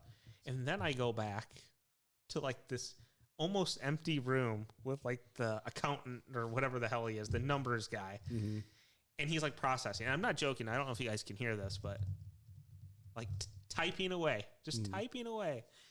No, I made a couple jokes, nothing. My ex looks at me. She's like, like, Jesus. Stop trying to like make him laugh. I was like, this is a challenge now. He's mad because those guys get paid on commission too. No, he screwed up the paperwork, dude. So like I wrote, I'm not going to get into all of it, but either way, like I had talked to another salesman. He asked like how much I was putting down. I told him and blah. And when I came back the next day, they let me take the car, and then I came back and I finalized everything, right? They had it all ready. And it was up like you said, like $2-3 grand. I was like, what is this shit? And I go back, I was like, no, hold on. And I went to that other salesman, and I was like, do you remember when I was sitting at your desk last night when, you know, I was like, what did I say I was putting down, and what was the price? And he said it. And I was like, is this that price? He's like, no. And they had to tear up the packet of paper. But like people, like you said, somebody else will pay it. That means somebody else that you can take advantage of and steal money from. Oh, yeah. It's terrible, and dude. The finance people make commission too. That's terrible. My favorite thing to do now. Finance, that's the word I was looking for. Thank you. Yeah. So there's 2 big dealerships in town here. Yeah. You went to one. The one I'm talking about was the other one that already, it's been in the news a few times for various crimes. But my favorite thing to do now, if you go to your credit union directly, they'll cut you a check for the car, which means you take the check straight to the dealership. This is all I have. Finance guy doesn't get his commission if you do that. Damn. So essentially maybe that's what one of my former coworkers was doing. She said that she went to the bank, she got the check for this amount, and she went to the dealership, and they were trying to dick her around. Not the person you want to dick around with, but like, and she said like, I don't think you understand what I'm saying. Like, here is the money that I have and I've been approved for. This is what I need it to be in. That's what you're talking about? Like, essentially, like, that's what she did, I guess. I don't know. Yeah. Yeah. Well, that's not even what I did. Like, I was just like, this is the car. This is the price. Cool. I already talked to my bank. I'll come back with a check tomorrow. But since he's not the pass-through, he doesn't get commission because he only gets commission if it passes through him. And he's going to give you a higher interest rate because they're in each other's pockets. But if I go to the bank myself and get my own interest rate, which will inevitably be lower, that dude doesn't get paid and he still has to process the paperwork. And it makes me really happy. That's a really good point. So I might try that. You know, my car's getting up there. Yeah. I mean, I've done that twice because I had a Subaru that I hit a deer with, and then it was like I had it for 3 months at that point. So then I went back and got a different car. Both times, so twice in a year, I gotta watch this dude process my paperwork, knowing he's not getting paid for this, and it made me so happy because I also You're a monster. I also know that dude was under investigation at that time for fraud. Yeah, I'm pretty sure if they actually like went over and started like flipping desks and going through paperwork, that I think like most car dealerships could get caught for fraud. Oh, absolutely. I would bet my own measly paycheck that 100%. My favorite, though, if I'm going to ruin anybody's life, it's going to be these extended warranty callers. Oh, my Lord. Or you pick up the phone and all you hear is, "Can I speak to the business owner?"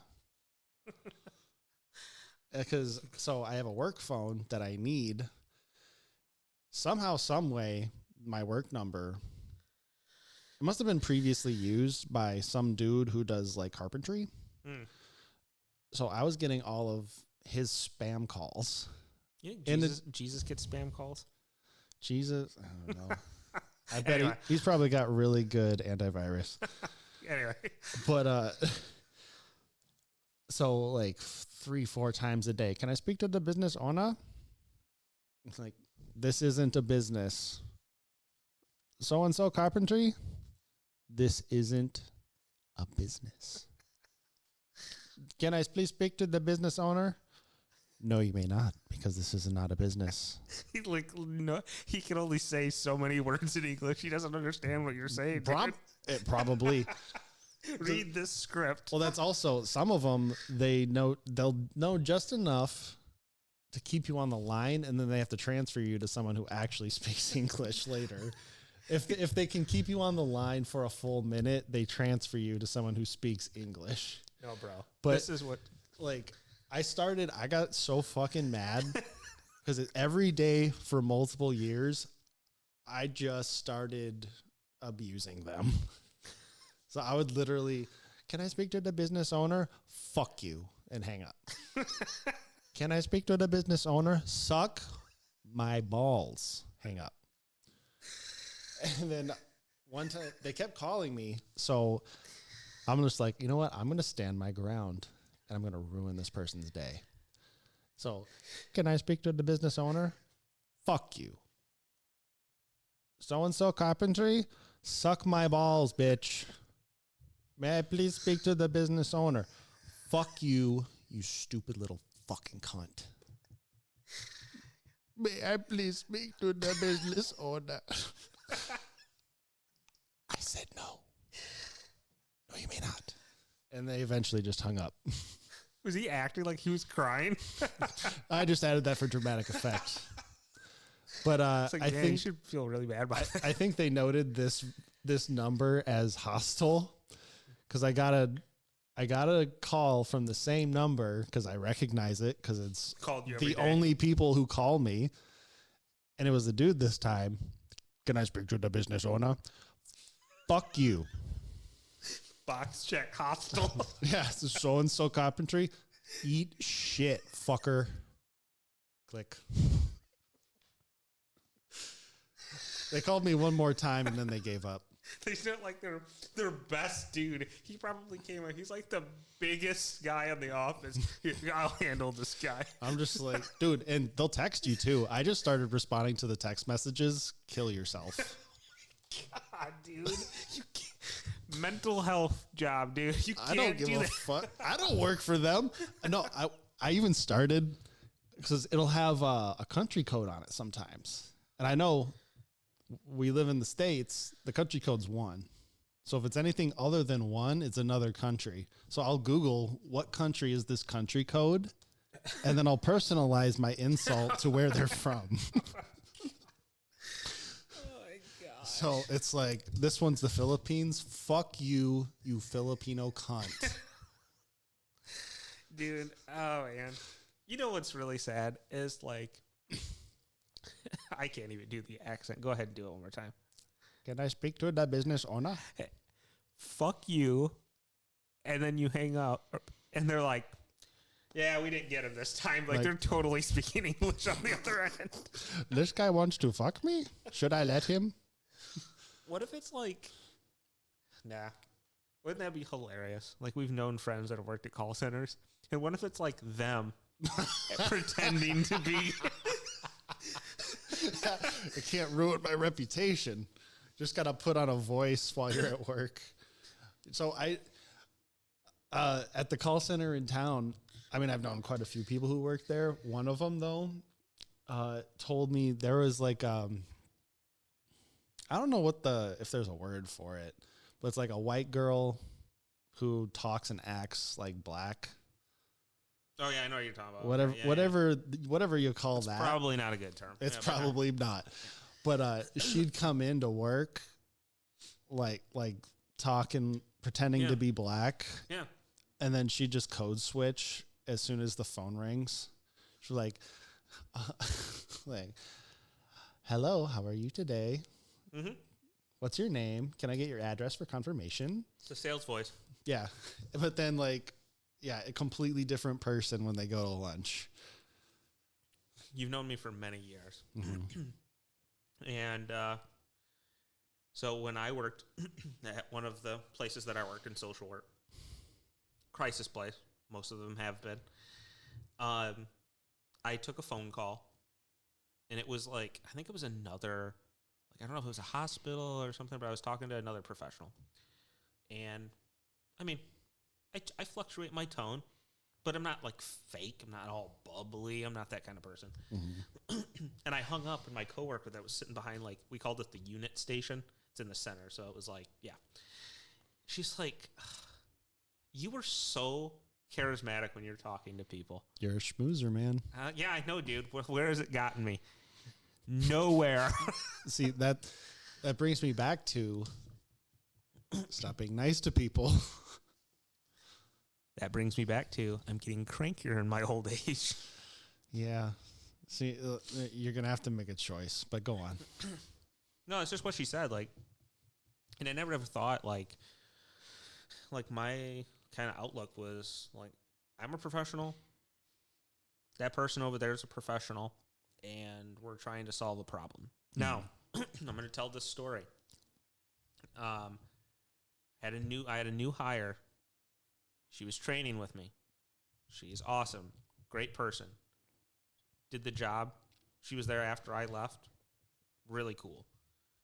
And when she was new, I was like, okay, well, go call we had to get somebody, we were going to send somebody out to get medically cleared. I was like, go call this hospital and then come back and let me know how it goes. You've been trained on this. You'll be fine. She comes out of the office, looks like a deer in headlights. I'm like, what happened? I'm sitting behind the unit station at this point. She's like, yeah, I just got off the phone with somebody, and, like, they were really rude, like, and I don't even know. And I go, was it? And I said his name. She's like, yeah, that was him. How'd you know? I was like, back in the office, let's go.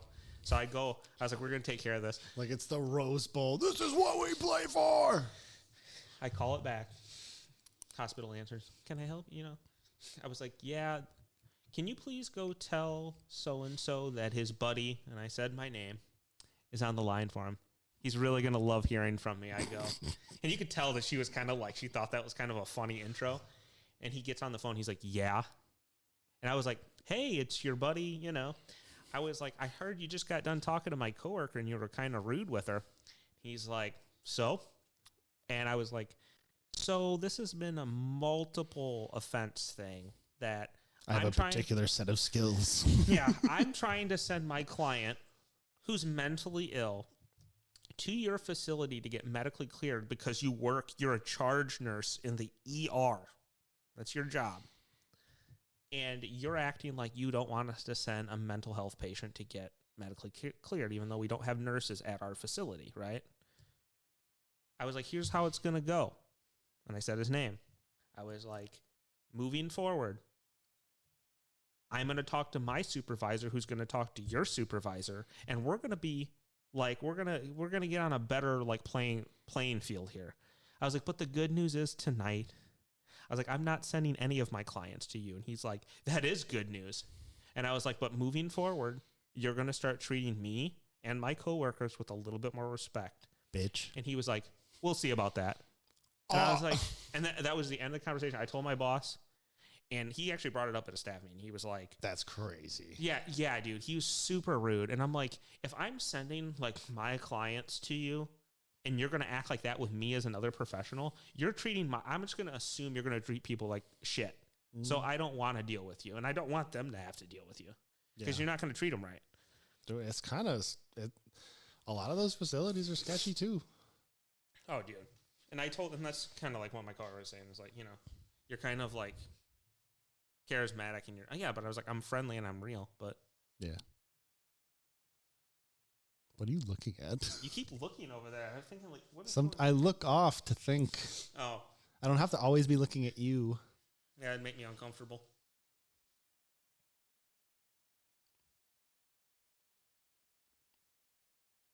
The sexual tension is palpable.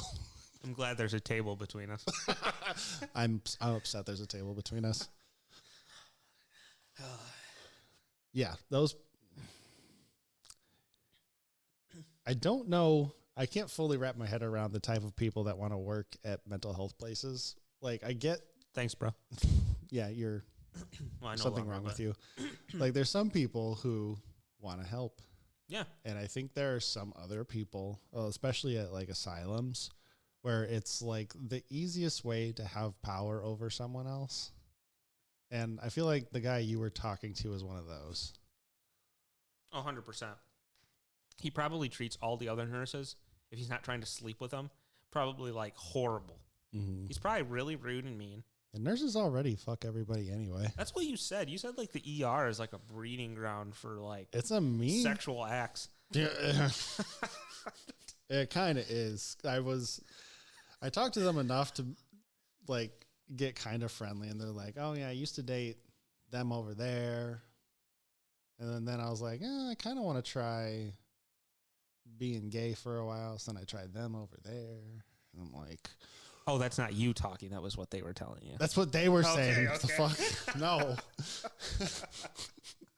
No, this was one person that I was talking to is like pointing out the people in the ER they've dated. I was like, you do you, man. And they were also like, oh, yeah, sometimes I do mushrooms. One day they were talking about a conference they had to go to, and they're like, yeah, I'm trying to get laid while I'm there. Like, I don't know what it is about being a nurse that gets you like that, gets you so down bad. Yeah. But I don't know, man. There were very like attractive nurses there that I'm I dealt sure. with. you know, that's another thing. It's you're either hot or you're a bridge troll. I did, but like that's the thing is like I went in there and like it's known they liked seeing me because I was friendly and I would get the job done. Sometimes it took longer just because like trying to find hospitalization for somebody. And I'm pretty sure other mental health places like were like, nah, we're full. They probably have like 8 open rooms. They're just screening for conditions like schizoaffective. We're full. Well, they'll be like, Suicidal. We could take a few more. no, they would literally like you have to disclose like what's going on, like if they've been hostile at all, like if they're restrained or something. Some hospitals will like do any sort of deflection tactic to avoid having that person come there because they don't want that. They probably have a really good group of people that just gets along, and it's like they're in an ER, dude. They can't live there. We have to find them a place to go. Yeah, I remember. I think I was still doing clinicals, but there was a mental health case in one of the rooms. I wasn't in there when they were already in there when I came in that day. Yeah.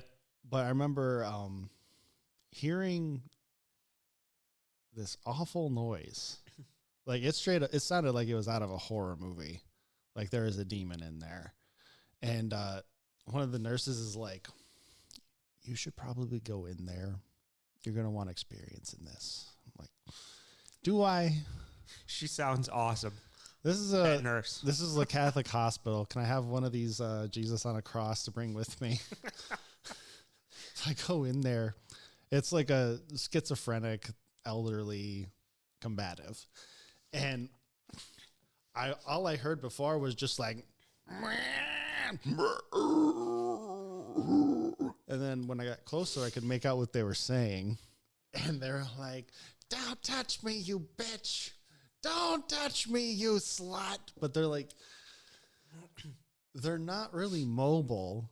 So like, I see a nurse and a doctor like they're trying to get an IV on her. So they're just holding her arm out while she's like turned away and freaking out. And she just keeps calling the nurse a slut and a whore.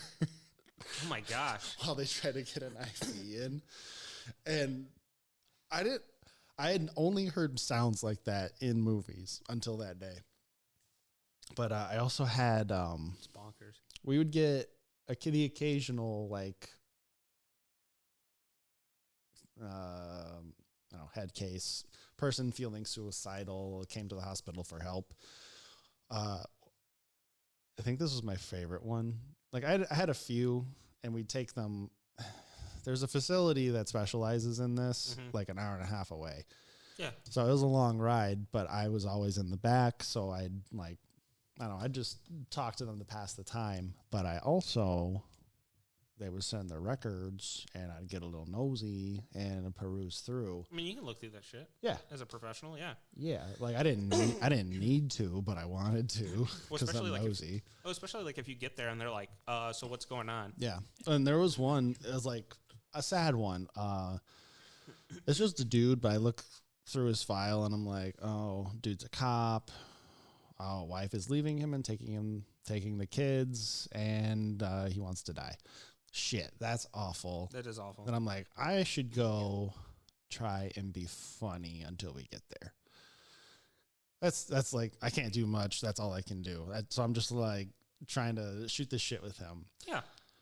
Then like another one was like a girl like the same age as me, kind of pretty. Like, I wonder what the deal is here. And I pull up the notes, and she's like, admitted to abusing her husband violently, and he said he's going to leave her, so now she feels suicidal. And I'm like, I don't think I want to talk to this one. Amber Heard.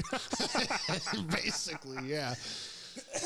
But my favorite one, it was a lady. We got an hour-ish, maybe a little more until we get there. So we're just talking. But I read in her notes, schizoaffective. Yeah. I'm like, okay, whatever, no big deal. I doubt she's going to have an episode in this short amount of time. She didn't. She didn't have an episode, but my partner's up front, and there's like, depending on what ambulance you got, there's either a little window between you and the front, or sometimes there's enough space where you can actually like walk up there and it's like a get in the front door-like seat. thing or a grate thing or something. It's just an open space. Okay. In this particular one, I think it was a window, but it was open, and the driver was listening to the radio, but he had just turned it on. So schizoaffective, he suddenly hears soft music, and she's like looking, her eyes bug up, and she's like, do you hear that? You're like, no. And I'm just like, yeah, my partner's listening to music up front. It's no big deal. She's like, oh, good. Okay. Do you believe in demons? And I'm just like, not really. And she's like, what's giving me side eye? And then like we're getting pretty close, and she's like, I gotta go to the bathroom. I'm like, we're pretty close. Can you hold it? She's like, I don't know. She's like, oh God. So I look for the pee thing. I grab the wrong pee thing. I grab the male pee thing. I have to, since I don't work there anymore, I have to admit, I didn't know there was a female one. I thought you could just like shove it up against it and it would be fine. All the female listeners are just like, stupid. So I give her the male one, and she grabs it, and she's like, I ain't got no dang-a-ling. You think I'm a man? Oh, my God. You thought I was a man. I can't believe this. And I'm just like, I walk up front, and I'm just like, are we close? He's like, yeah. It was like less than 10 minutes. Can you please hold it for 7 minutes? Please. She's like, I'll try. Did she? She did. Thank God. Like, we were getting along just fine. But I'm just like, I really do not need a puddle of piss in this thing right now. It's like 2 a.m. Yeah, no, I get you. Because there are people that I didn't have to deal with, but my coworkers did, where they do this enough times. They have the same issue where, like they're diabetic or a heart patient, so they're on Lasix. Yeah. And that makes you pee. Mm-hmm. They know that. and they get in the truck and they wait until they're in the truck to pee and they don't tell you. And then they laugh. Yeah. And then you want to jump them out the back while you're moving. Strap them in, kick the door open, push the gurney out. Yes. Two people wanted me to open the door while we were moving. Suicidal? No. They just wanted to see. One of them was a prisoner. One of them was a prisoner. I had dealt with him a few times. Like he couldn't walk anymore. But like you can look up his name and the town that he's from and see what happened. Mm-hmm. So like it was not a good scenario. But the first 2 times I dealt with him, he was nice and quiet. The third time was very different. He starts telling me, he's like, I'm supposed to be in court in this county on this day, but they're not letting me. They're kidnapping me. I need you to let me out. This guy can't walk. You're like, so where are you going to go? He straight up was like, just open the door, man, and let me out so I can get to my court date. I'm like, you just want me to roll you out the back of this and leave you in the street so you can hobble up 4 counties up? The fuck? Like, and the whole way, because this was like, he got transported to the hospital. We're just transporting him back, and he didn't want to go back. Yeah. So he's like, trying to convince us that he's been kidnapped and he's supposed to be in court, but they're not going to let him go to court. He's like the less smart version of Hannibal Lecter. Pretty much. He's like trying to get in your head. It's just not working. Retardable Lecter.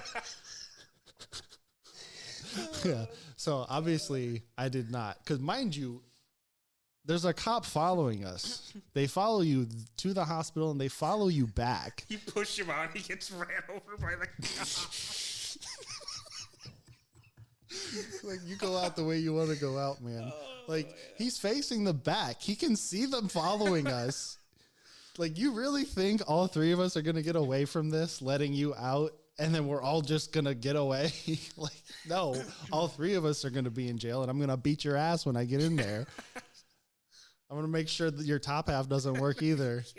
Can't beat a crippled man. Yeah. God damn. That's so funny. The other one was a dementia patient, though. They can be sad and scary all at the same time. This one was both sad and scary because they didn't just tell me dementia. They said 90-year-old Polish Holocaust survivor. Oh, shit. Yeah. So I'm just like, okay, be nice, be gentle, be kind, try to be funny, depending on how good her English is. It's fine. No, she was not having it from the moment I went in there. Because you got to understand from her perspective, I see 2 nice EMTs coming to take an old woman home. She sees 2 men in uniform coming to take her away. Yeah. So I'm just like, I can see where that's a little triggering for her. Yeah. And I'm like, hello, how are you? And all she hears is, Guten Tag, Fraulein. We hope you don't live too far away because we might run out of gas. Dude, so she's terrible. She's freaking out so hard. She's like, no, I'm not going. No. And they're like, no, they're going to take you home. She's like, I am home. And they're like, no, you're not. She has a daughter who's there. Like, she's not in the room when we get there, but she walked in. I don't know what she was doing. But her daughter takes no shit from her at all. So she's like crying into the nurse, like holding onto the nurse's shirt and crying into it. And then her daughter comes in and she's like, Mom, knock it off. And she's like, and her mom still recognizes her. She's like, damn, she found me. Yeah. So then they're like, okay, we're going to take your IV out. And she's like, no, don't touch me. We're just trying to take your IV out so we can take you home. You're like, I am home. No, you're not. Here's your daughter. And she's like, Mom, what are you doing? Stop fussing. And like, okay, we finally get the IV out, get her into the truck, and then her memory resets. we're doing 60 on the highway. A lot of the ambulance calls aren't emergencies. And for old people, like some of them are too weak to even be able to sit up in a wheelchair. And especially if like home is like an hour away. So they go on a stretcher instead. And that's what this was. So we're on the highway. Her memory resets. And then she starts freaking out again. She starts smacking her hand on the cabinets. And she's like, let me out! Let me out! Like, and you're in the back with her? Yeah, I'm in the back. It's my turn to take the patient, of course. So I'm just like, God loves you. I started off nice, and I was like, no. We're taking you home. It's fine. We're just taking you home. She's like, please, open door. I'm like, we're on the highway. And then she's like, gets mad again. She's like, help, help, help. And she's trying to take her seatbelt off. And I'm like, no. So I'm like, I got to do something. I'm like, I'm trying to gently weave her arm back into the harness so she doesn't go flying if something happens. But she's like fighting me on it. She's like, help, no, don't touch me. Spoke a little Polish. I don't know what she said. It was probably racist. But I wish I knew what she called you. Me too. I'd call you that from now on. It's an hour of this, and I'm finally like, I'm getting mad. And she finally is like taking her seatbelt off. I'm like, no, we really got it. We got to keep you safe. You need to keep your seatbelt on. And she's like, don't touch me. I bite. I'm like, lady, I will bite you back. Did you say that to her? I said that to her. I was like, I will bite you back. Put your arm back in the seatbelt right now. And she's like, please, be nice. Open door. You're like, fine. Like, the fucking door open here. It's just an hour of this same cycle of getting her into her harness and then getting her back out and getting her back in again. Dude, it's such a sad, like, disease. Yeah. Like, because some of them can't even talk anymore. Yeah, man. Like, I don't know, dude. That kind of freaks me out in a roundabout way. Like, I mean, I don't ever want to hurt somebody, but also I don't want to see like loved ones like go through that, dude. Yeah. Like, you know, like my grandma tells the same story over and over again, which is fine. I mean, like, so do I. Yeah, I mean, so do I sometimes. But like, you know, there'll be other audience members that maybe haven't heard the story sometimes. That's fine. That's fine. But she's still with it. Mm-hmm. But like to be like have that fear. Sorry, I moved too far away. To actually think that like that stuff's happening to you. Yeah, it's got to be terrible from the inside. Dude, my dad like had a person, he's a police officer. He had a person that was like schizophrenic, clearly, and he thought these monsters were chasing him. Oh. And he told him that the monsters couldn't cross water. Like that was a thing. Like I'm thinking, really specific. It's very specific. Like one great horror movie concept. I'm sure it's been done, but like right then and there, I'm like taking notes. Like, dude, tell me about what do they look like? You know, like the Wicked Witch of the West. Yeah, man. But like to actually think that those things are coming after you, that's terrifying, dude. Like they actually see that shit. No thanks. There was another one. Man, what was it? Oh man, see, my memory sucks, dude. It's gone. I had it and it's just floated away. It's fine. It'll come back as soon as we go home. Yeah, true. I am home. Well, yeah. As soon as I go home. I am home. I am home. I can't do as far as you know. Yeah. Anyway, yeah. No, man. Mental health is it's a scary thing. It's definitely a huge need for it, but yeah. I don't know what else we can do about it. No.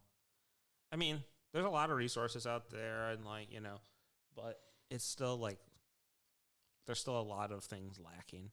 Yeah, it's you one step forward, two steps back.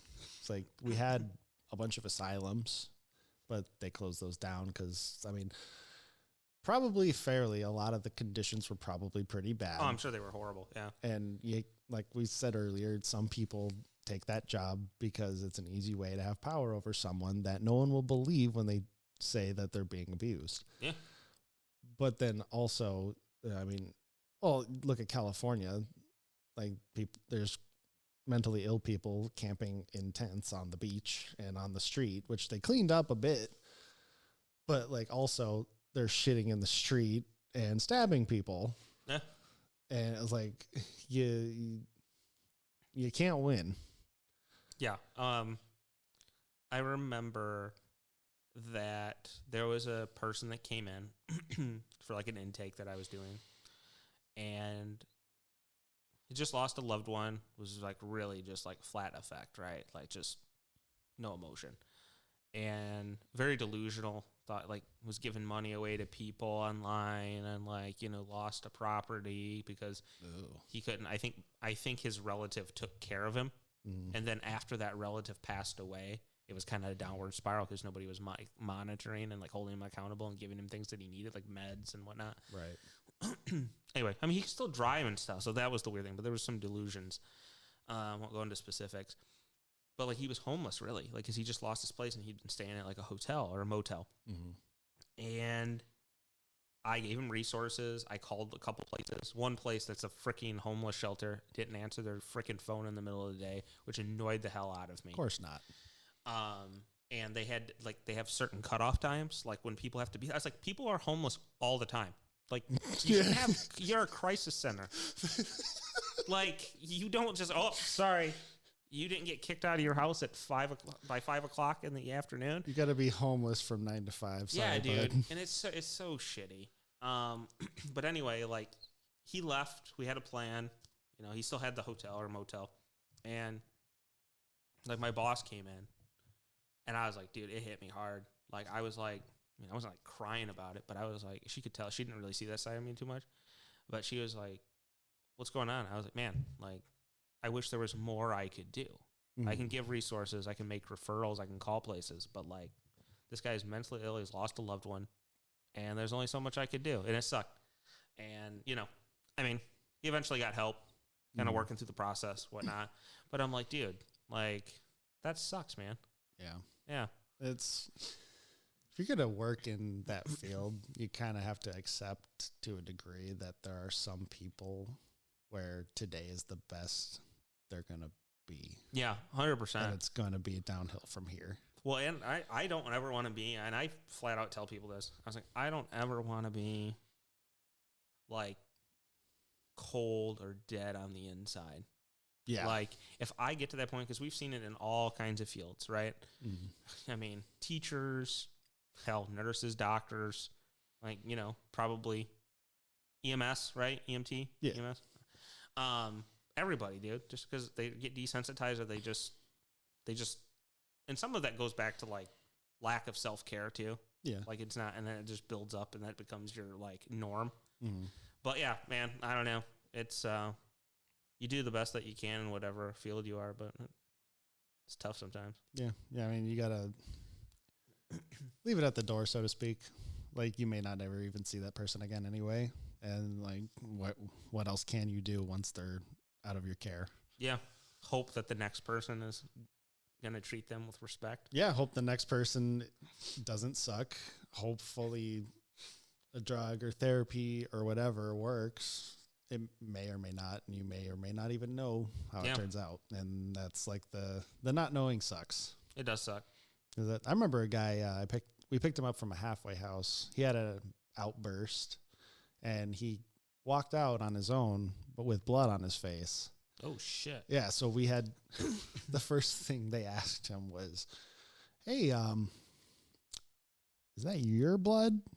He's like, yeah, it's my blood on my face. So what happened, bud? Like, I broke a bottle over my head because I was mad at my roommate. Makes sense. Oh. Sorry to hear that. Is the blood on your fist also yours? Yeah, I punched the wall too. Okay. So your roommate's okay? Yeah, I didn't hit him. I was just mad. You go in, he's like skinned alive. He's dead. Like the Predator. It's like, all right. So no one else is hurt. Yeah, it looks like your hands are a little beat up, but you're probably okay. We might need to check you for a concussion for like the bottle thing, but we'll get you patched up. And that was it. He might be doing well now. I have no idea. Sounds like a Jeffrey Dahmer kind of thing. You believed his story. I hope he's doing well if that was his story, but like you didn't go back to the place to see if his roommate's okay, and his roommate is like in a barrel. Well, I mean, they as called, horrible as that is. They called the police, so like the police were there. If someone else was hurt, the police would have brought them out too.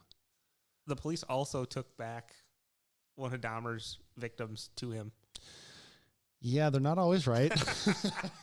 Dude, I watched so many documentaries about that, and every time the monster one with is it Evan Peters? Yeah, that's Dude, so good. So good. Best one. But I think to myself, like, if you were them, like, how could you live with yourself, dude? I'm sure I've made bad calls before. But knowing that I made a call that sent somebody back to get killed and ate, dude, that's horrible. Out of sight, out of mind, man. Yeah, dude. The way I heard about that show, I was, one of the episodes, he kills somebody in a hotel. He lives in no. Okay, no, he lives in an apartment building. That's right. Yeah, sorry. He lives in an apartment building that was near that hotel. Maybe vaguely. He puts him in a suitcase to get him out. Yeah, I stayed in that hotel. Why? I didn't know about it beforehand because this was when there's a place across the street that I was going to a concert, and like it's too far away to drive there, drive back in the same day. So we're just like, let's stay over. Let's stay in the hotel across the street, hit the concert, come back and sleep. We'll leave in the morning. Fine. Probably stayed in the same room. No, we made sure because we walk in, check in, go in the elevator where you can tell by the way people are dressed, they're going to the concert too. Mm-hmm. But then this random girl is just like, Jeffrey Dahmer killed someone in this hotel. And we're like, huh? Is she like one of those like weirdos that like loves like killers and stuff? Did she sound like that? She looked like she worked at a tattoo shop, so yes. There's a lot of stereotypes there, but they are all true. Yes. And we're like, oh man. Oh God. And she's like, yeah, like I think like room 517 or something. She's like, that's where I'm staying. No, and I turned to the wife and I'm like, what fucking room are we in? We're on 4 something. I'm like, oh, thank God. You look down and your wife's carrying a really oversized suitcase. Like, why do you need such a big suitcase, honey? But yeah, so that's how I heard about the show. That's a cool story, though. That's a really interesting way to hear about it. Well, I got fixated on it, so I'm like, damn, he killed someone in this hotel. So he lived here? Where did he live here? I mean, the hotel's in Milwaukee. Yeah. Everybody knows that. I'm like, yeah. Where was his apartment? And I look up where the apartment was. It's about 2 blocks away from where we parked. Like, hold on. So, I mean, I've been to this venue quite a few times at this point in my life, and I'm just like... I think they've since torn it down, correct? No, not the hotel, the apartment building. Oh, yeah. It's still just a grass lot. Okay. But, yeah, I'm just like, Dahmer was walking these streets, and I had no idea it was here. Dude, like, this is the sick, twisted side of it, right? Is like, I don't understand, like, why. I mean, he got killed, right? I get it, but, like, we don't know what transpired 100% when he got killed in prison. But, like, the amount of things that we could have learned from that guy. Like, because it's not every day you get a live cannibal serial killer. Mm-hmm. That's not a thing that happens all the time. Right. And then I don't know if he was like looking at the dude like he was a pork chop, or like, and he was just like, no, I'm gonna fucking kill him. I mean, they interviewed him, but it seemed like he had a fear of abandonment because it was just him and his dad. You talking about Dahmer, right? Yeah. Yeah. It was just him and his dad always said he had a hernia surgery, and after the surgery, he was never the same. Holy shit, dude. Yeah. Yeah, watch yourself. But yeah, after that, like he was acted like a completely different kid, and then it grew from there. But I mean, he's also gay. Living in that time. Gay in the 90s in Wisconsin. Yeah, because they interviewed him and he said, like, yeah, why'd you kill him? And he was like, I didn't want them to leave. No, I was talking about the inmate that killed him. Oh, the inmate. I mean, we can assume why the inmate killed him. Yeah, I was saying that the inmate thought that Dahmer was looking at him like a pork chop. Oh. And then he was like, no, fuck this. Oh, yeah. I mean, that doesn't surprise me. Like, I could also see Dahmer, like, you know, because he, like, switched. He claimed that he switched to, like, believing in God. And I could see him having remorse. And maybe he even wanted to die. You know, you don't really hear people talk about that. Like, maybe he asked somebody to do it. He's like, you're in here for life. I'm fucking in here for life. Just, I can't do it anymore. Well, from what I've heard, it kind of sounded, well, the dude who stabbed him said it's like he didn't resist or say anything. He just kind of let it happen. It kind of sounded like he knew up, dude. Yeah. He knew it was coming and his life is over anyway, so he just let it happen. Yeah. Which, I mean, I can't actually put myself in his shoes, but if like I'm in jail forever or I'm going to die, I may as well just jump out now. I can't remember. Was he killed by stabbing or beat to death? I want to say he was beat to death. I don't remember. Which is super weird, though. Jamie, pull that up. Uh-oh. We're not rich enough to... No, we're not rich at all. We can't afford young Jamie quite yet. Which, if he was actually beat to death, man, I can't remember, like, sometimes the little details, dude. Even though I've watched and read so much stuff, you know what I mean? Yeah. They, like, you, like, miss him or lose him. I feel like... That was his first... That's how he killed his first victim, right? The hitchhiker. Is he got the hitchhiker, and he didn't want him to leave, and he hit him in the head with, like, a weight or something. And then, at the end of it, if memory is correct, which don't believe me, everybody knows. I'll just have to watch the show again. Yeah, like I think the dude that killed him in prison also beat him to death, which is really weird if you think about it. Like that connection, like tit for tat. Yeah. I don't know. Yeah, that's creepy though, man. It is creepy. Like it's one thing. Like I can sort of put the pieces together. I didn't want them to leave, so I killed them so they'd stay forever. As fucked up as that is, the eating part though becomes one with him. Yeah, I guess. Because it kind of reminds me of this story I heard about. Actually, the Red Hot Chili Peppers. Back in their heyday, the singer threw his shirt into the crowd, and I guess. Allegedly, according to someone on TV. I don't like where this is going. Girl twisted it to wring it out so the sweat would come out, and she let a drop of sweat fall in her mouth and said, now he'll be a part of me forever. What in I guess hell, dude? Dahmer was doing that with people's limbs. Yeah, dude, yeah. Yeah. Dude, the fan thing, I don't want to get into it. But super fans are extreme, bro. Oh, yeah. Dude, dude, ask any chick streamer. Oh, yeah. Like, do you know who Emaru is? I mean, the name doesn't sound familiar. I've probably maybe seen something, like a short or something. I don't know. Yeah, she's she's this Asian girl. She's like in her late 20s, but she's like one of the bigger female streamers. But she has security just posted at her house because that many people come and find her. And like, it'll be like she had a boyfriend who I think lived with her, who was also a streamer, but he would talk about how people would come to their house, like schizophrenics, like believed they were dating her Yeah, when I was talking about those delusions of the one person, that was one thing. Yeah, I'm not going to go into the specifics of like who he thought he was sending money to and he was talking to. Oh.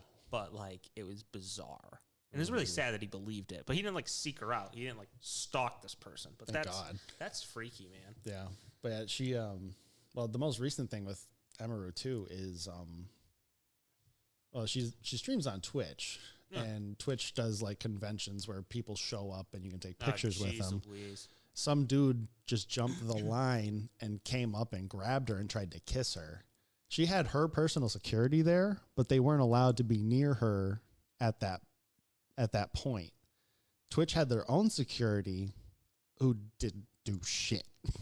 They didn't do anything. So it became a big deal because she's like their cash cow, like a good big reason why Twitch even matters, because they come to watch her and like some other people. Yeah.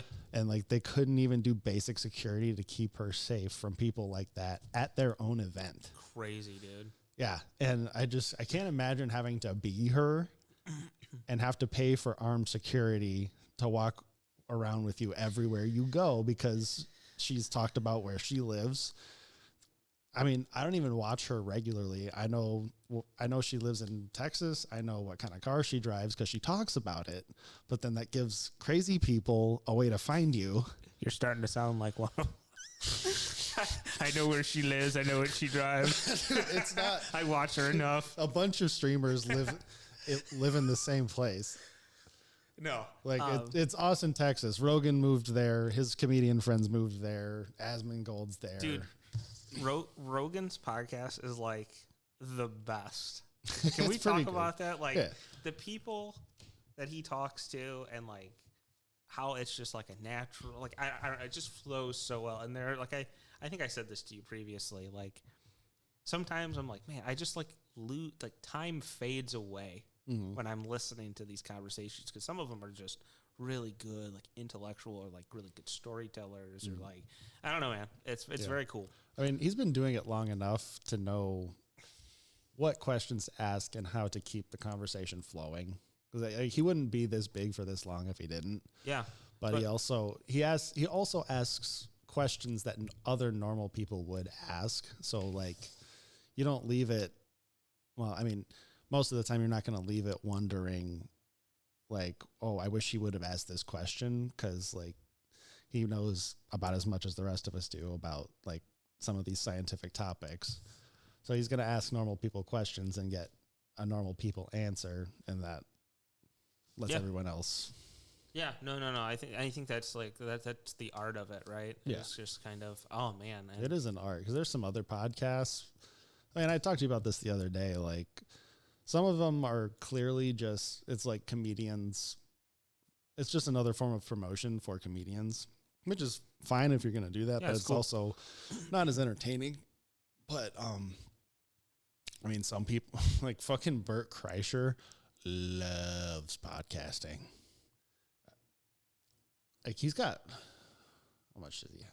He's got Bertcast, and he's got Two Bears, One Cave. I think he had a third one at one. Oh yeah, the Bill Burt Show. It was him and Bill Burr. Oh, that's had awesome. Their own show. I don't think he does that one anymore. But Bert just fucking. I have to look this up. He lives like. You send it to me. Yeah, I can send it to you. Bert lives like 10 seconds at a time. Like every day is gonna be the best day ever, dude. Seriously, if you could bottle that and sell it. There's like those moments that you get when you like. I had a moment like that today when I was just cleaning up and whatnot, like cleaning the house a little bit, and it was kind of gloomy outside, you know. And I caught I had the windows open, and like I caught like this like whiff of like the outside, like the almost like rain, like crisp, and I was like, it brought me some peace, dude. And I'm like, and then like every other moment in life just fucking sucks. Nothing matters anymore. Yeah, and I'm like, man, why can't I bottle that? And like, because we're normal people with normal jobs. Yeah, I know. It's cool though. There's definitely people that I would love to talk to in life that I would just be like a kid in a candy store. Yeah, I want to be friends with Shane Gillis. Dude, he's so funny. I fucking love Shane so much. Have you seen Tires? Dude, yeah, I binge watched that so show. good. Season 2, episode 1, when he gets the gun. Oh my God. I'm just like, he is me. I would do that. Yeah, that's hilarious. And then he hears him coming. He like quickly like throws it in Whoop. the drawer and hides it. And then they end up having to, they end up accidentally hurting John Lovitz later. Yeah. And they have, what do they have to give him? His car or something? Something like that, yeah. Something that he loved. Was so good. That show is, I saw his like little stand-up bit about, and I died laughing. I don't know if it just hit me on the right. It's like his mannerisms and like how he says stuff. Shane? Yeah. Yeah. But his bit about George Washington, because he's like a huge history buff, so he like knows his shit. And he was just talking about how he had like slave teeth and donkey teeth, and like he's like, which ones are the good pair? oh man, it's so funny. That shit cracked me up. But Are they straight? yeah, yeah, he just pretty much, he just everything he does is funny. Yeah. Should probably wrap it up soon. Yeah, I feel for sure. like I kind of want to. I've had a URL posted in my notes for this, and I don't remember what it was. I kind of feel like we should just dive into it. Yeah, let's close with a video. Go out on not knowing what horrors I have in my phone. Well, you know that I don't like deep dive the web like you do. I know, and I hope you come away from this haunted. I don't even have social media, bro. I know. Like You beautiful unspoiled child. yeah, Dad. I can't wait to spoil you though. Scar me. I have so many different things to talk about that I can't talk about with anyone else because they already know. What? I remember doing an interview with the actress Anne Heche. It was the weirdest interview I think I've done. You wrote in your book that you were insane. Those were your words. Oh my God. So Insane. it's Barbara Walters interviewing the actress Anne Heche. It looks like in the 90s. Okay. For 31 God damn it. years, you're 32 now. I had another personality. I had a fantasy world that I escaped to. I believed I was from another planet. Is this one of your I patients? spoke a different language. Can Can you neither still confirm or remember deny. that language you spoke? Of course. Can you do any of it? Akines, akaforka tunadon. It is a good fortune, Istadon, to be here. That was another that look? podcast. Yeah. Watching the footage. Dude. I had only heard her name, and I forgot I put that in my phone. But holy shit. I'm pretty sure because she passed away, right? Anne Heche? Yeah. I don't know. I haven't seen her in anything, so maybe. Look it up really quick. Okay. Look it up. Pull that up, Jamie. Pull it up. Young Jamie's getting slow.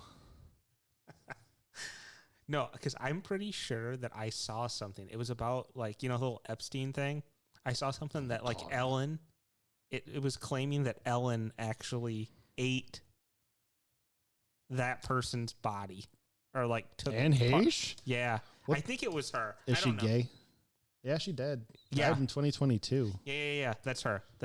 I'm almost 100% sure that that's like, one of those conspiracy theories or things going around the internet with the Epstein files that it was code. Turned her into jerky. Yeah, dude. Oh, Terrifying. Damn, she was in quite a few good movies. Yeah. That's too bad. She speaks another language, though. It's really cool. Yeah. She's a step ahead of the rest of us. Yeah. It sounds like a better world already. Oh, my God. Yeah, that sounds exactly like the type of people that you were working with. I had some people. I didn't have anybody that could speak another, like, language from another planet, but I had people that saw things, people that heard things. Like, I had this one that was in the hospital, and it was a Catholic hospital. Mm. I'll tell the story really quick. And they had, they have those monitors that they can, like, move around. It's on, like, the joint, like. I know what you mean. Yeah. You can just slide it around. And they would have, like, prayer messages, and there'd be, like, silhouettes of people. Like, just like, somebody praying or people talking. Oh, no. And I mean, I walked past this lady's room with my coworker, and I was like, "Have you looked at the third patient yet?" And she's like, "No." I was like, "Oh, let's walk past the room. We'll meet back, talk to the nurse, and then I'll go in and I'll meet with this person." We walked past, gone.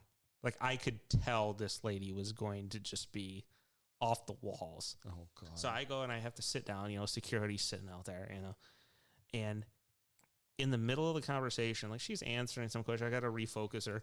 She's like, "I'm really uncomfortable." I was like, "Well, are my questions making you uncomfortable?" Need a blanket? Yeah, like, what's going on? And she's like, "Can you make them go away?" Oh, God.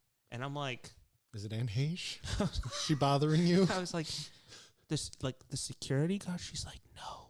And she like gestured like to the other side of the room. And I looked over, and one of those, there was nobody else in the room. It's a tiny ER room, right? It was that screen, and it had like the silhouette of a person on the screen. Like, it was just black, and it had like a prayer or something written on it. And so instinctively, I'm just like, okay, I'm going to go for it, right? So I take the screen. What did you do to her? I pull the screen like away from her, and I turn it towards me so she just sees the back of the monitor. And she goes, "Thank you." Oh. And I was like, oh my gosh, she actually thought that was a person. Yo. It didn't have a face or anything, dude. It was so weird. She definitely got hospitalized, though. I'm just saying. I hope so. Dude, I mean, I've mildly hallucinated a couple times, but that was because of weed. But, like, it's weird. Yeah. Like, when I was using it the heaviest, there were a few times where, like, I know I was sober, but I would catch a glimpse of a shadow and be like, what the fuck? And then it would take me a couple seconds to be like, oh, That's scary, dude. that's just a shadow. Yeah, man. And or my wife has had that a few times too. But that's a whole different story. But I remember too, if I would lay in bed and close my eyes, especially if I was like really close to falling asleep, I'd start dreaming before I was asleep. So like, Weird. yeah, like I remember the first time it ever happened. In Guitar Hero, you've got like that. It's like the treadmill thing, and the notes are on it, and they're moving towards you. Yeah. I started seeing those notes moving toward me with my eyes closed. You played Guitar Hero way too much back in the day, though. Clearly, it's still stuck with me. Yeah. Oh yeah, of the first 3 days after Guitar Hero 3 came out, I played it for 7 hours, and I only stopped because my fingers hurt. Yeah, that's a very intensive game to play for a long period of time. Like, Yeah. other games, it like rots your eyes, but like, Oh yeah, and you walk away from that too, and like the room's moving because you're adjusted to dude, the I can moving imagine. picture. I can only play Beat Saber on VR for so long, and then I'm like, yeah, I'm done. Dude, some of those games will really throw your equilibrium off. One more thing. Yeah. Since we're talking about hallucinations, I'll share one. I don't know what it was, and everybody's going to think I'm crazy or whatnot. They're going to be like, he's so full of shit. Dead ass serious. Like, no, like, I know we joke a lot, but this is dead serious. So, at the house that, like, I grew up in, right? Mhm. You know, that you know what I'm talking about. The living room. I had fallen asleep, like, on the couch that was in there. It was late at night. I woke up. I turned the TV. I was like, oh my gosh, I'm not going to bed. I'm just going to lay here. So I went back to sleep.